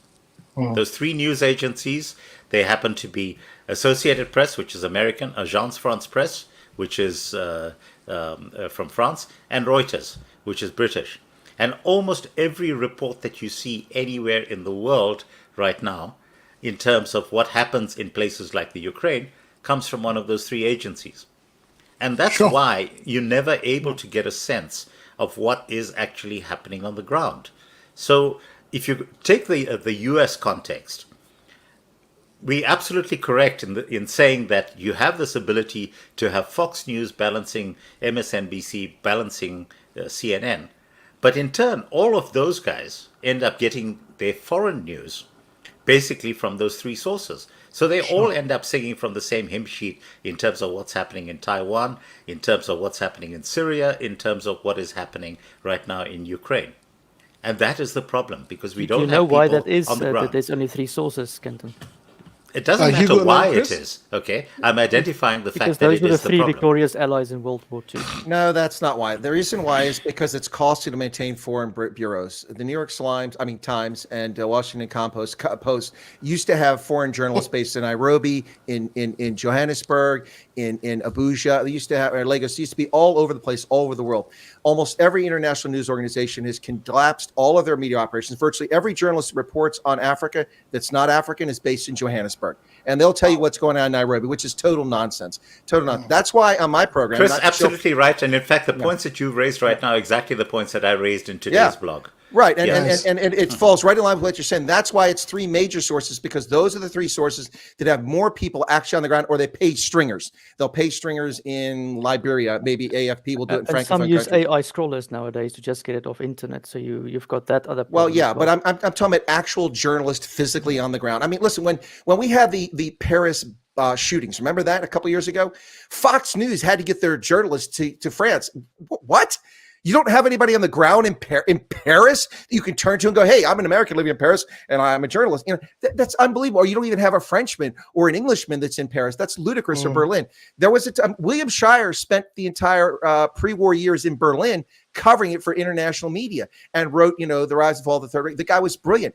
We don't have that anymore. That's a real problem. That's why independent journalists are so important. And that's why, and not to shield from my program, but in Chris White Africa, what I do is I look at all these news reports that I think are of interest. And yes, I pick them. So that is biased. That is slanted towards what I think is, but I pick a variety of stuff. Today, I talked about, Madagascar and Seychelles, I mean, how many people talk about Seychelles? I try to be balanced about it. And most of my sources are leftist media, because what I do is I pick apart what they say and I refute the things that I see as falsehoods and give my well-considered view. So I think that's a useful thing in today's world, but we're just tiny little fish. When we need big networks to do this, and none of them do it. That's the bottom line. So just the percentage of news is about 60-70% come from three sources. So independents still have coverage, but then they don't compete in the flood of information.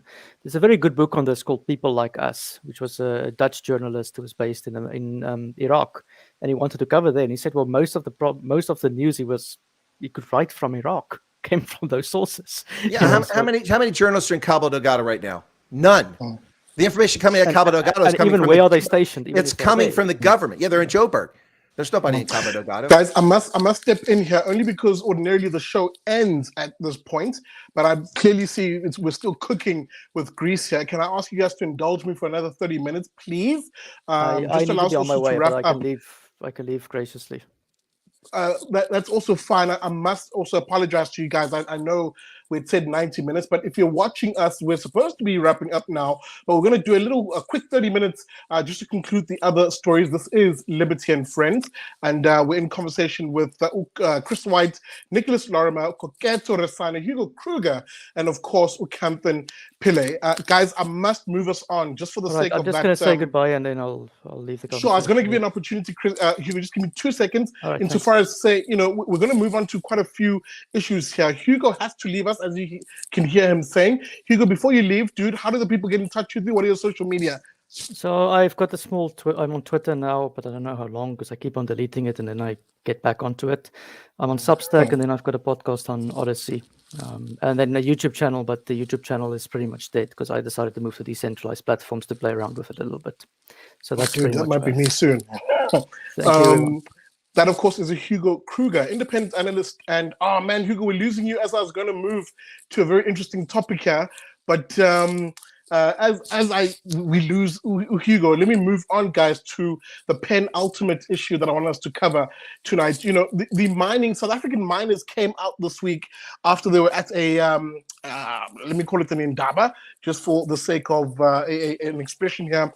And Goldfields being some of the loudest voices in that room saying, it's about time we're given the freedom to actually produce electricity. They actually came out, quite aggressively and almost in condemnation to the government dragging its feet on that provision that they recently announced to allow for private sector companies to be able to produce as much as 100 megawatts each and supply either their businesses or even the grid. Nicholas, I must come to you only because unfortunately you haven't said much tonight. So I'm going to begin with you here.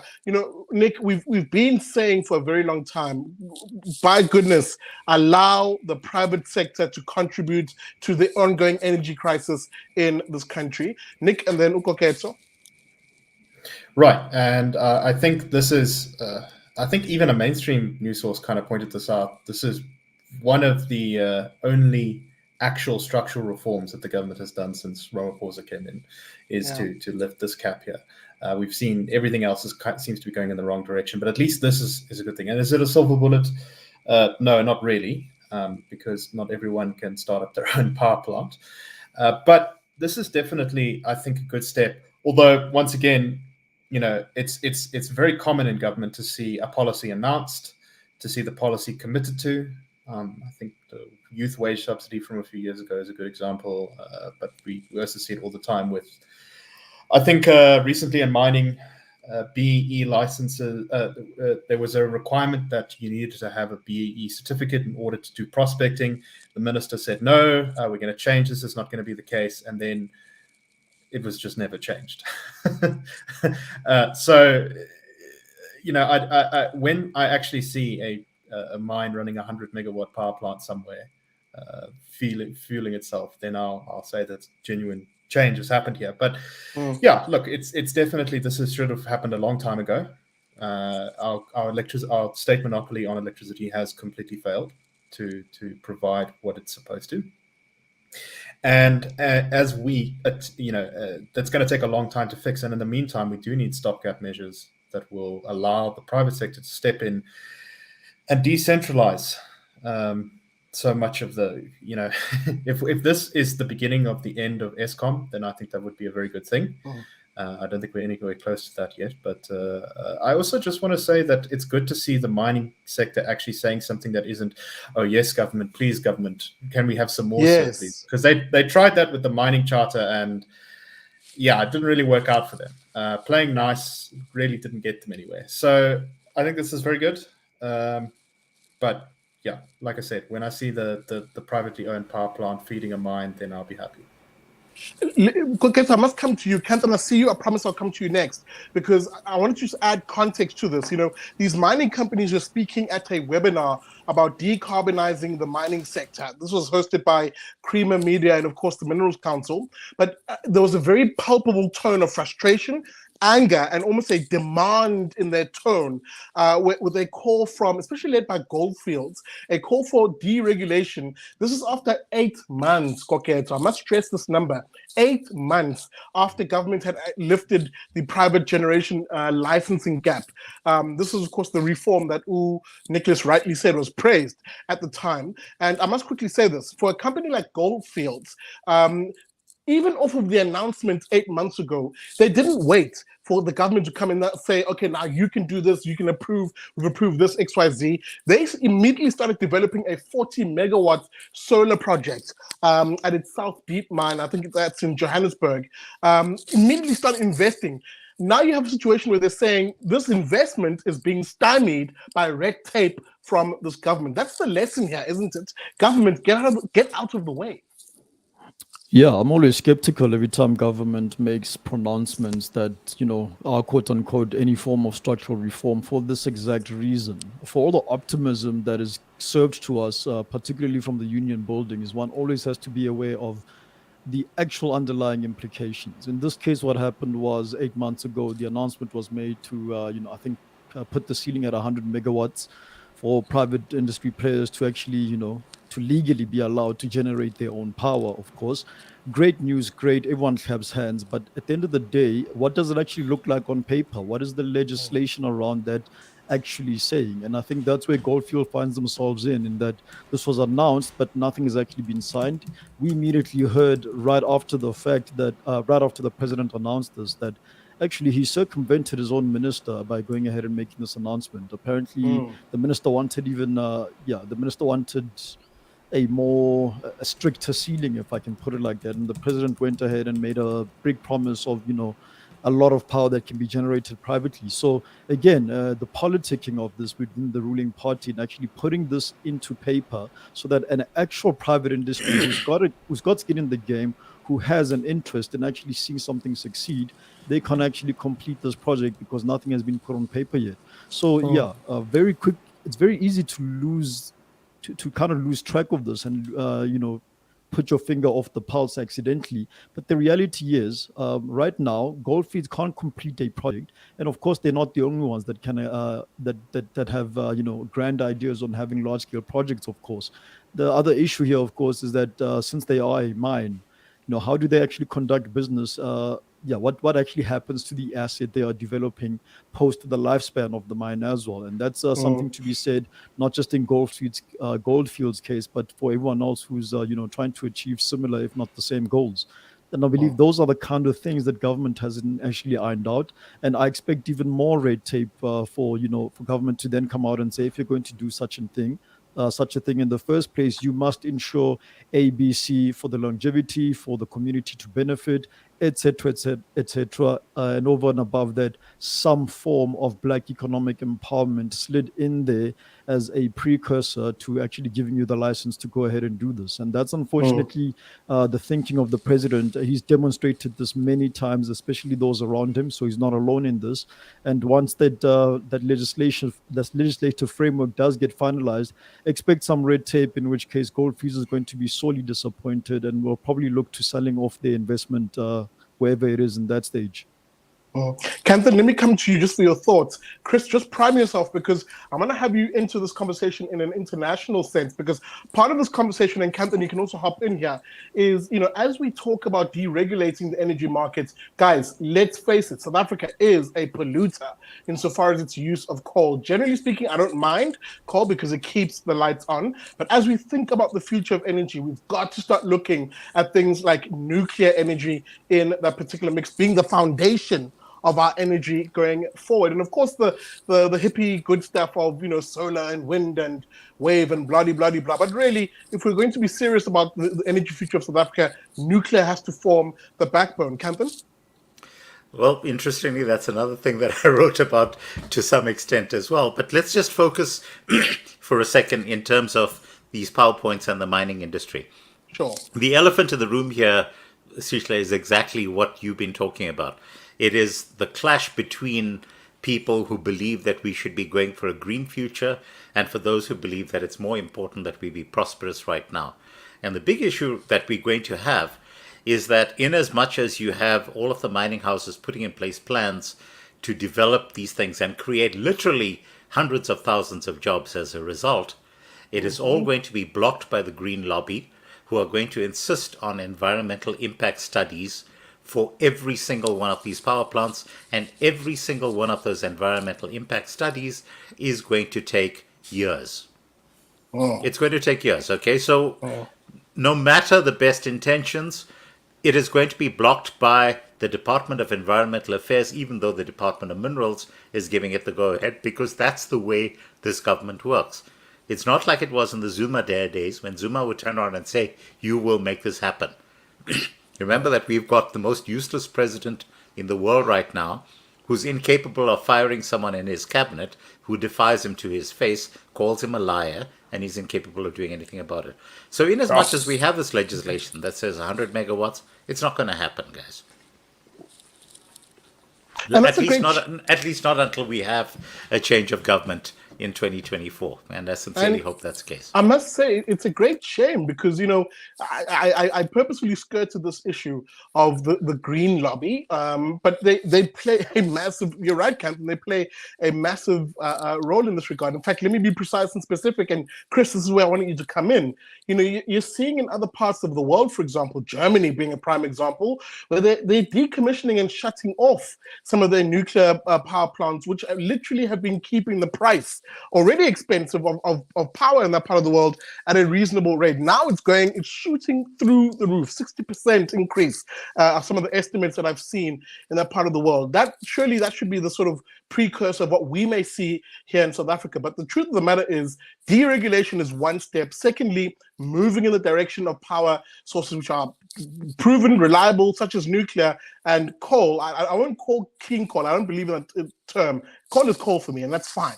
If you're going to burn the coal, burn the coal. But nuclear being on the background. Pardon me, on the forefront, sorry. Yeah, gotcha. No, update, Blitzbach just come back. Grubela gets a try at the half. It's 7-7 against Australia in the sevens in Seville. The Australian women. Shout out to them, man. Shout out to them. Well, hang on, Blitzbach. They got to win this one to tie the New Zealand record for second place, 34 consecutive wins. Anyway, well, again, you've stumbled into a topic that I have a lot of experience in. I'm a speaker and an author on energy for many, which is, there you go, on many of these topics. First off, the first question I'll ask before I answer your question is why do we have to have government approval to build a power generation plant in South Africa? And why are we capped? That is ludicrous. Why can't the private sector simply build something within regulations that meets standards and deliver electricity to the marketplace? This is socialist, communist garbage. It's state control of the economy, and it works nowhere. That's my first issue with that. Eskom is being broken up into a larger patronage machine so the ANC can stuff its cadres onto 3 corporate boards now instead of a single one. What they should have done with Eskom is break it into viable separate entities and issue shares in a market, initial public offering, retaining about a 30 or 40% stake for the government to put into a national sovereign wealth fund to pay dividends to poor South Africans from the income that comes off it. But that's a whole other story. Anyway, so the same thing's happening here in the States, Pillay, with these environmental religious zealots. So the Gulf of Mexico leases for oil and gas exploration were blocked by environmental zealots. A federal court overthrew that, or the Supreme Court said that federal court overthrew that, and forced the administration to, let me go backtrack. The administration stopped the leasing of oil and gas in the Gulf of Mexico, this Biden administration. People went to court and they were forced to do it. A federal court said you must lease it because you're violating federal law. So they go out there, they start leasing it, and now the environmental zealots have come in and they filed a case and they've got this appeal in. So while the appeal is going on, it's overruled. This happens all over the world. Germany's stupidity was the Fukushima incident that occurred in Japan after a tsunami that happened there. Human error, once again, just like Chernobyl, just like 3 Mile Island, not a technical fault. Human error and failure to act when they're supposed to is what caused that issue at Fukushima. The Germans learned the wrong lesson. Their lesson was, nuclear power is dangerous, despite the fact that they've used it for 50 years, and the French use it for most of their electricity. That's the lesson learned. Nuclear power is dangerous. Well, yes, if you build it on a fault line next to a place subject to tsunami, it's probably going to lead to disaster, you morons. But there are no fault lines in Germany. There are no tsunamis engulfing Germany. It's ludicrous. So the Germans turned off nuclear power, all their power plants. There's only 2 left, 2 or 3. They'll be shut off shortly. They've turned them all off. And they're digging up lignite, which is the most polluting source of carbon emissions you can get. Brown coal from East Germany, still using generate electricity in the eastern part of Germany, and relying on unreliable solar power from photovoltaic cells in a country that has sunlight for 2 minutes every year. That's ludicrous. And they put up these obnoxious wind turbines that are all over the damn place. Every time I drive through Germany, I think I'm, like in the Netherlands in the 25th century, little Dutch boy sticking his finger. It's ludicrous. Look, I'm in the camp that Kanthan was talking about. I'm in the camp that you need to be prosperous now. People shouldn't be starving, hungry, not having education, be alerted. If we're going to give China a free pass for building 350 coal-fired power plants every year, why can't South Africans rely on coal as they later move away from it? Build the power plants. You can retrofit plants. We've seen coal power plants retrofitted to natural gas later on, things like that. Build the power, give South Africans electricity, become a prosperous society, and take your best effort to reduce emissions as you go along.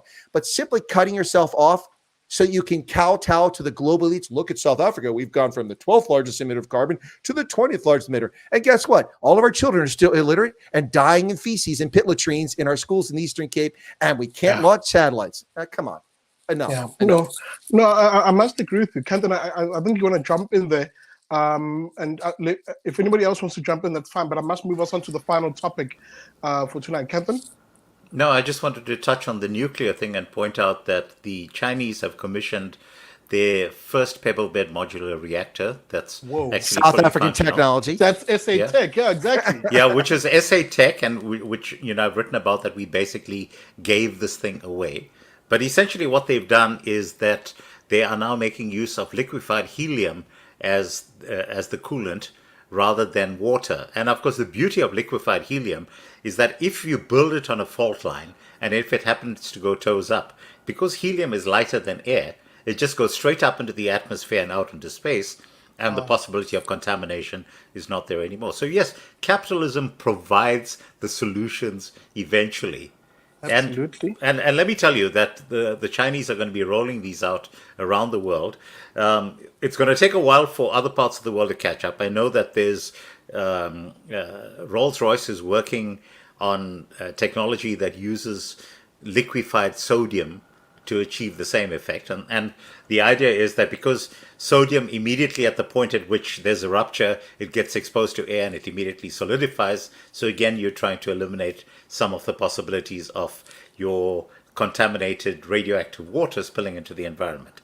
So all of these things are happening at the same time. We still pussyfooting around stuff that where we actually owned the intellectual capital, but guess what? We tossed it out because of the fact that we have the most useless government in the world. Maybe I need to move to the Free State and see if I can start a helium mine. I know that we have some of the largest deposits of that stuff out in that part of the world, or maybe just invest in a company that Tanzania found right it. now. Tanzania is the new motherlode of helium. Nah, go to the Northern Cape and produce that green hydrogen. That's what you need to do. Guys, I must move us on to that final topic of the evening. Thank you very much for those who have stuck with us. We're in the last 10 minutes of the show. We might not get to all the topics, but the one that I want us just to touch on, guys, touch on it, please, is the ANC, pardon me, I was trying to decide which to go for. Zandile Guy Fawkes Mafe and his bizarre admissions in court that he was friends with Eugene Blanche and he wants Janusz van Loos to be free because that's the reason why he quote-unquote blew up Parliament, according to the prosecution, or this issue of the ANC's National Executive Committee in their last meeting, a massive concession by them primarily saying that, yeah, we see it and we admit it. We are a party in decline and we're worried about the state of things for us ahead of 2024.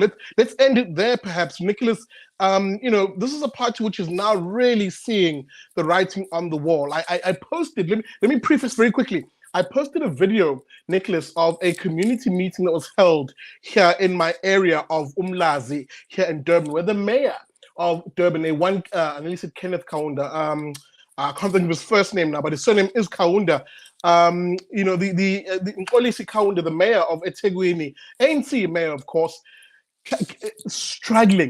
absolutely struggling to reconnect with voters in this part of the world. You will remember, Nick, that the ANC actually lost the eThekwini municipality. They got 44% and were brought in with other smaller opposition parties.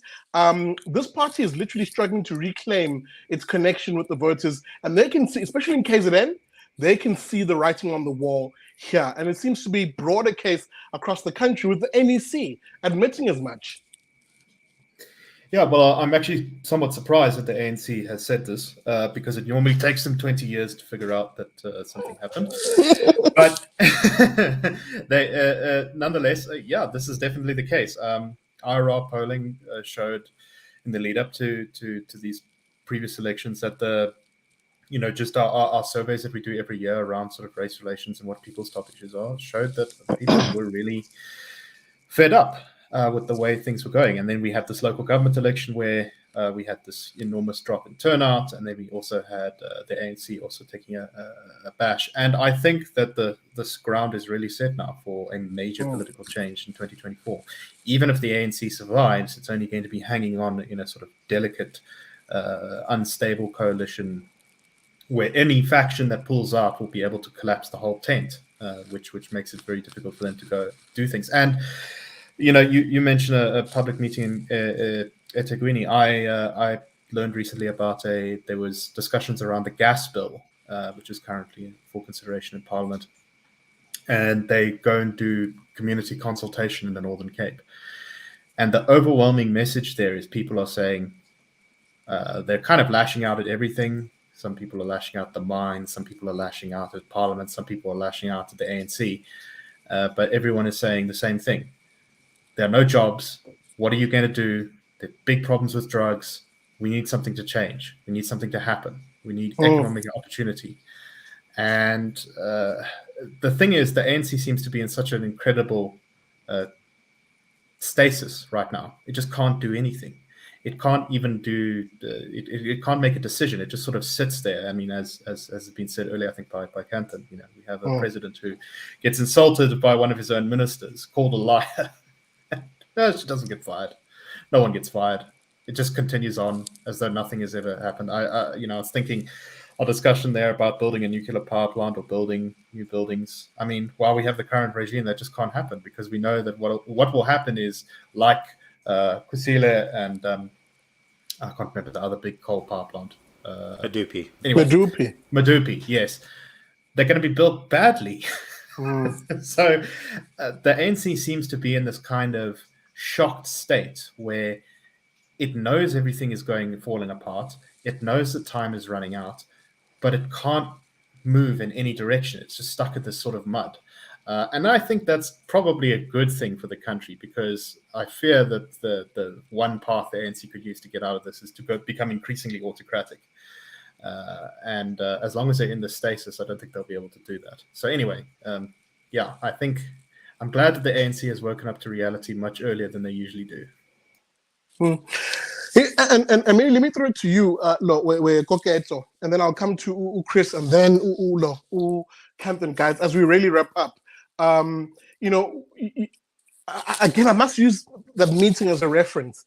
You had people who I know are staunch ANC individuals literally instigating in the crowd. And I shouldn't say instigating. They were genuinely fed up themselves with the performance of their leadership in the party. And they weren't doing it from the perspective of saying, oh no, I'm in one faction of the ANC trying to make that one look bad. No, these people were residents first. And they were saying, guys, where's the water? The issue, of course, this particular meeting is about the ongoing water shedding here in Durban, where there are parts of the city, including my area, where the water is shut off completely.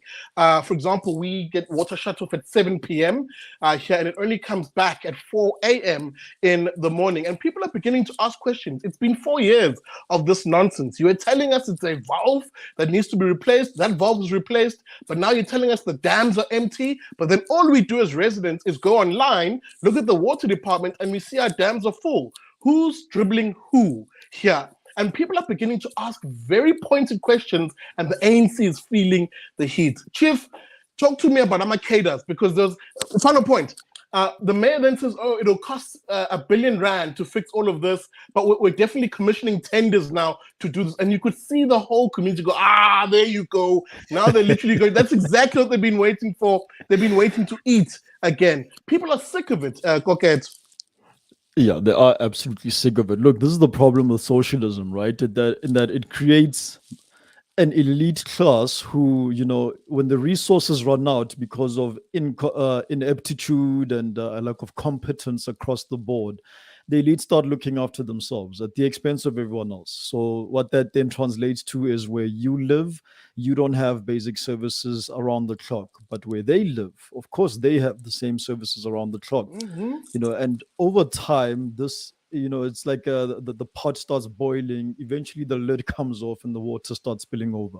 I think that's the situation you're describing now, where even staunch ANC members are starting to ask questions by saying, no, listen. I clearly remember when things were not like this. I think it was Marius wrote the other day.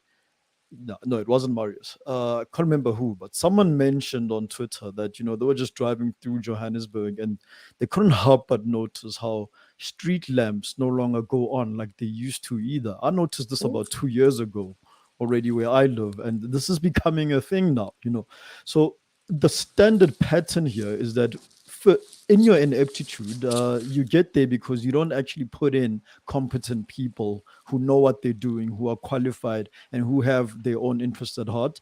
And the best example I always use when it comes to things like this is the police force. Say what you will about Gayton McKenzie, but he had a brilliant idea in that.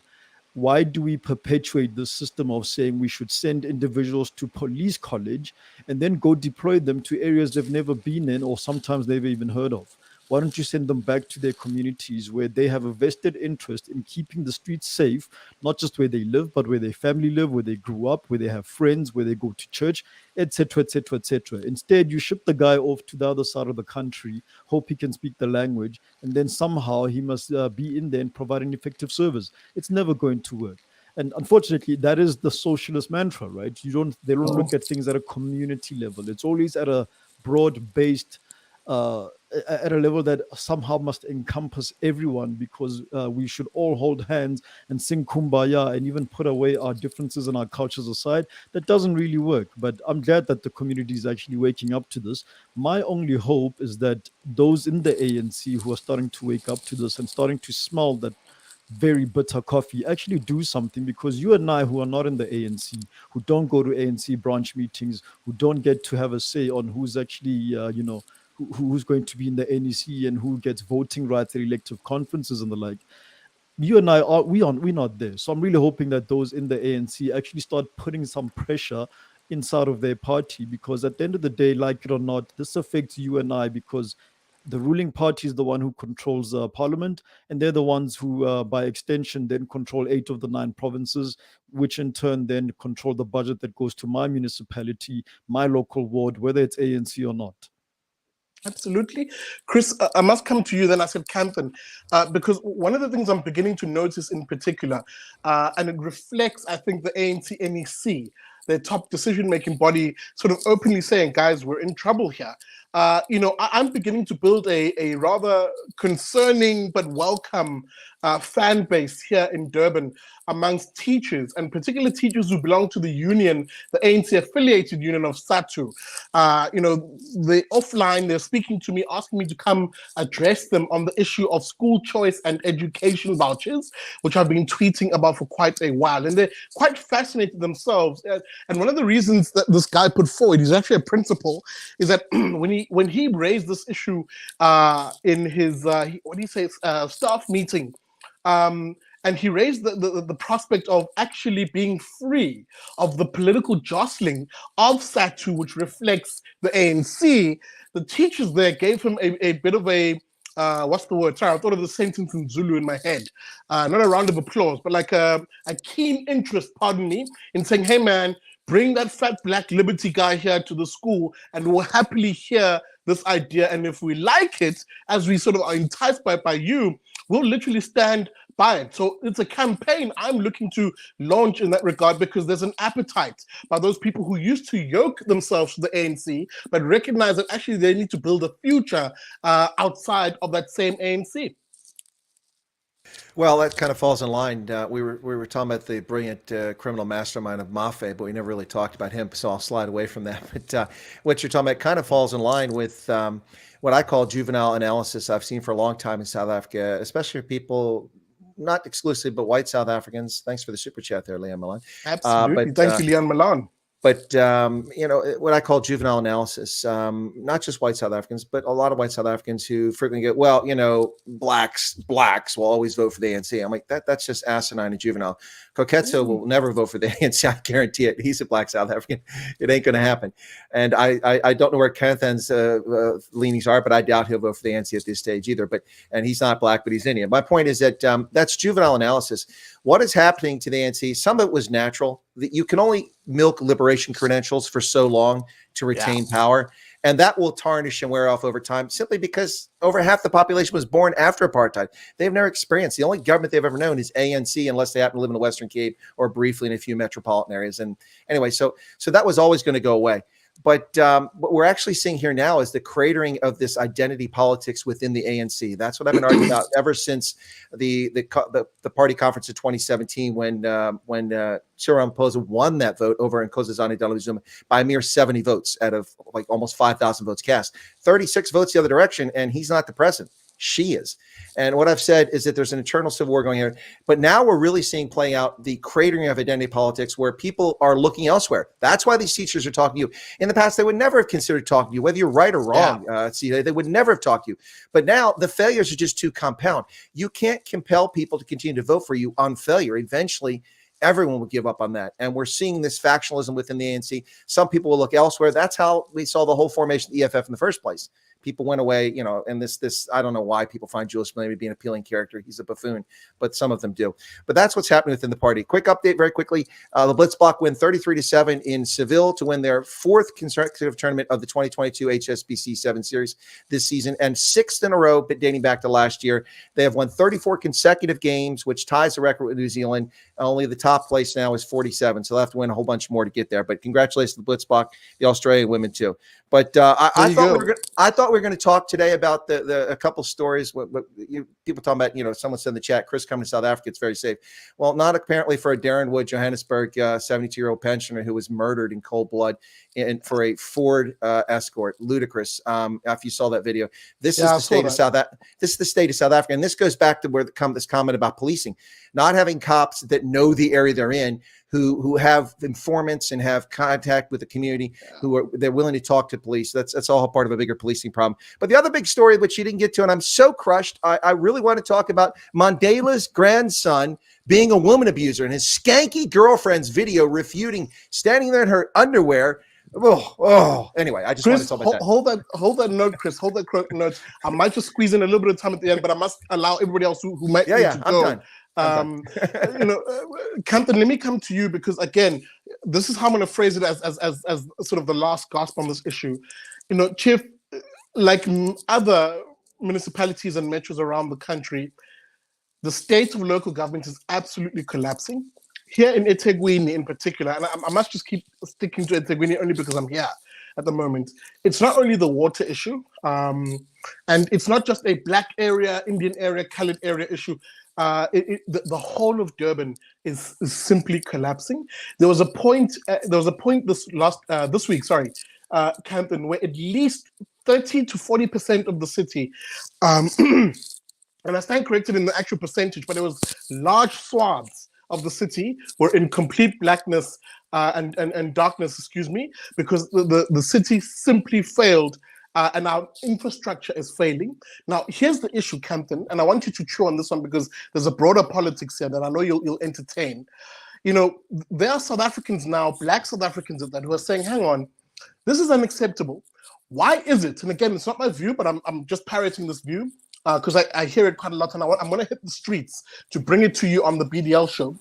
You'll talk to black, seasoned, in their 50s, 60s people in this city, and they'll tell you, listen, of course we love the fact that we're a democracy now, but it's very ironic to us as residents of traditional townships here in Durban, Umlazi being my one, that we had IFP leadership under the dark days of apartheid, but under that IFP leadership we saw consistent service delivery. In fact, the very backbone of what Umlazi is today is built off of what the IFP did back in those days, whether it's the housing, the road infrastructure, the electricity network, the water infrastructure, you name it.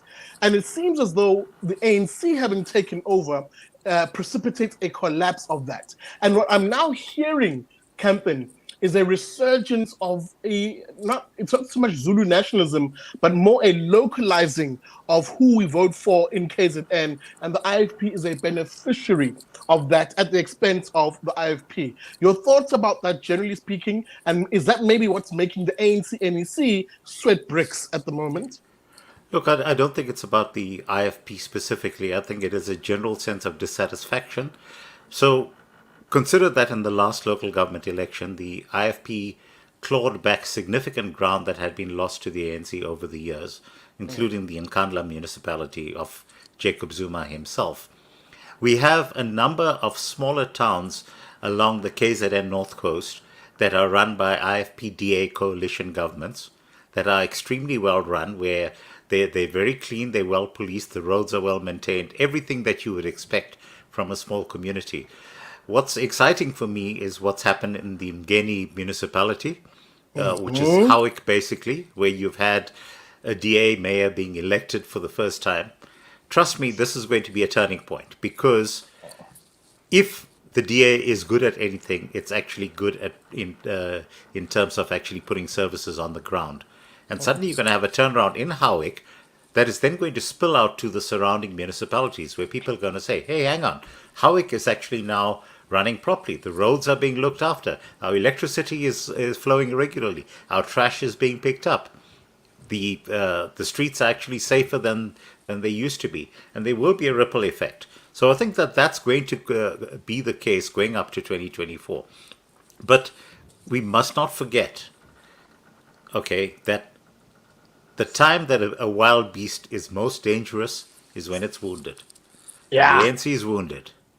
The ANC is wounded, guys. And between now and 2024, everything that can possibly be pulled out of that hat in terms of trying to undermine democratic processes is going to take place.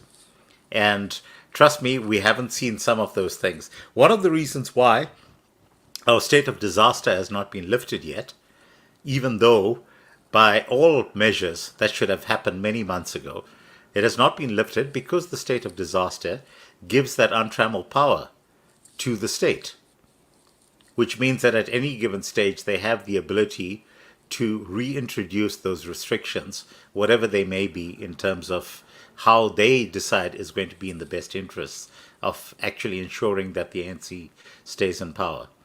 And the courts have already come down on the side of the government at this level, so we can expect no relief from the courts around then.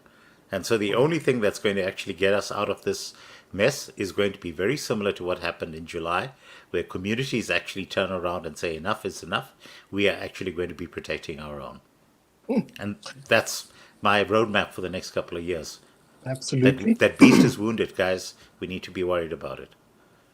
And guys, maybe on that note, I must end the show. We've literally run into over time.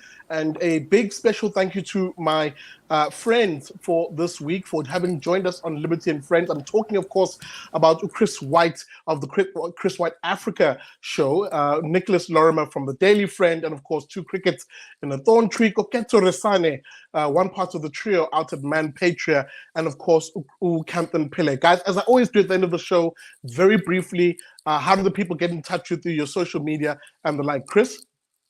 Hey, folks, yeah, you can find me, Chris Wyatt Africa, on YouTube, Odyssey, Rumble, BitChute, Gaze TV. Nobody's on there. And pretty much everywhere, Patreon, Subscribe. But main focus is on PooTube, where I'm currently suffering under a strike because I had the audacity to cover a breaking news event with Donald Trump. And I censored his speech 9 times and then refuted his election claims and still got a strike. So you can't cover the news. Anyway, but you can catch me on those. If you just go to Linktree and look up Indaba Africa, and you will find all of my social media links. They're all there to all my different things. I'm also on Morning Shots where I have articles published.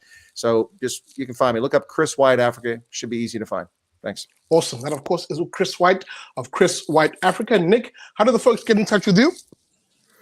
Yeah, so you can go and check out the Daily Friends show on YouTube. We're also on all the big podcasting apps. And you can also check out the show I do with Gabriel Crouse, Two Crickets in a Thorn Tree, which is on the podcast apps only, iTunes, Spotify, whatever. Just search for Two Crickets in a Thorn Tree and you'll find us. They're long, they're rambling, they're not for everyone, but if it's your kind of thing, you probably will enjoy it. Awesome. Thank you. That is Nick Lorimer. Of course, you'll find him at www.dailyfriend.co.za. Koketso Potwami. How do the folks catch you, and what are you working on this week? Yeah, easy to catch me. ManPatria podcast. We've gone the live streaming route now on Mondays, so catch us on Mondays at 10 p.m. And we're gonna try bring in a guest every week. So yeah, last week we had Raina, the famous Raina. Then tomorrow, I forget who we're having tomorrow. The dodgy idealist. Let me not give away his real name, but yeah, he's the guy who looks like Rian Kreyvachen. I know exactly what you're talking about. That's going to be lit. That's, of course, Koketso Resane from the ManPatria podcast. Make sure you catch them. And, of course, Dumo out in the part of the world. Kanthan, my brother, I like the fact that you're blogging every day. How did the folks get in touch with that? And how do we find you on your social media? KanthanPillay.com is the easiest way. Just, pop up there every day, and with luck, there'll be something new on the front page under the top story. Otherwise, I'm at Kanthan Pillay on almost every platform. I'm on Twitter, I'm on Getter, I'm on Parler, and on YouTube, although I don't do the YouTube thing that often. But what I do try to do every day on my blog is to try and distill a single idea in a relatively short space of time, because time is of the essence these days. But at the same time, you do want to put in place sources so that people actually are able to go and fact check you without needing to come back and say, oh no, you made that up. Absolutely. That is, of course, Kanthan Pillay, someone who I'm hoping will be a regular on the show as I look to produce a regular lunchtime show. But I will get into that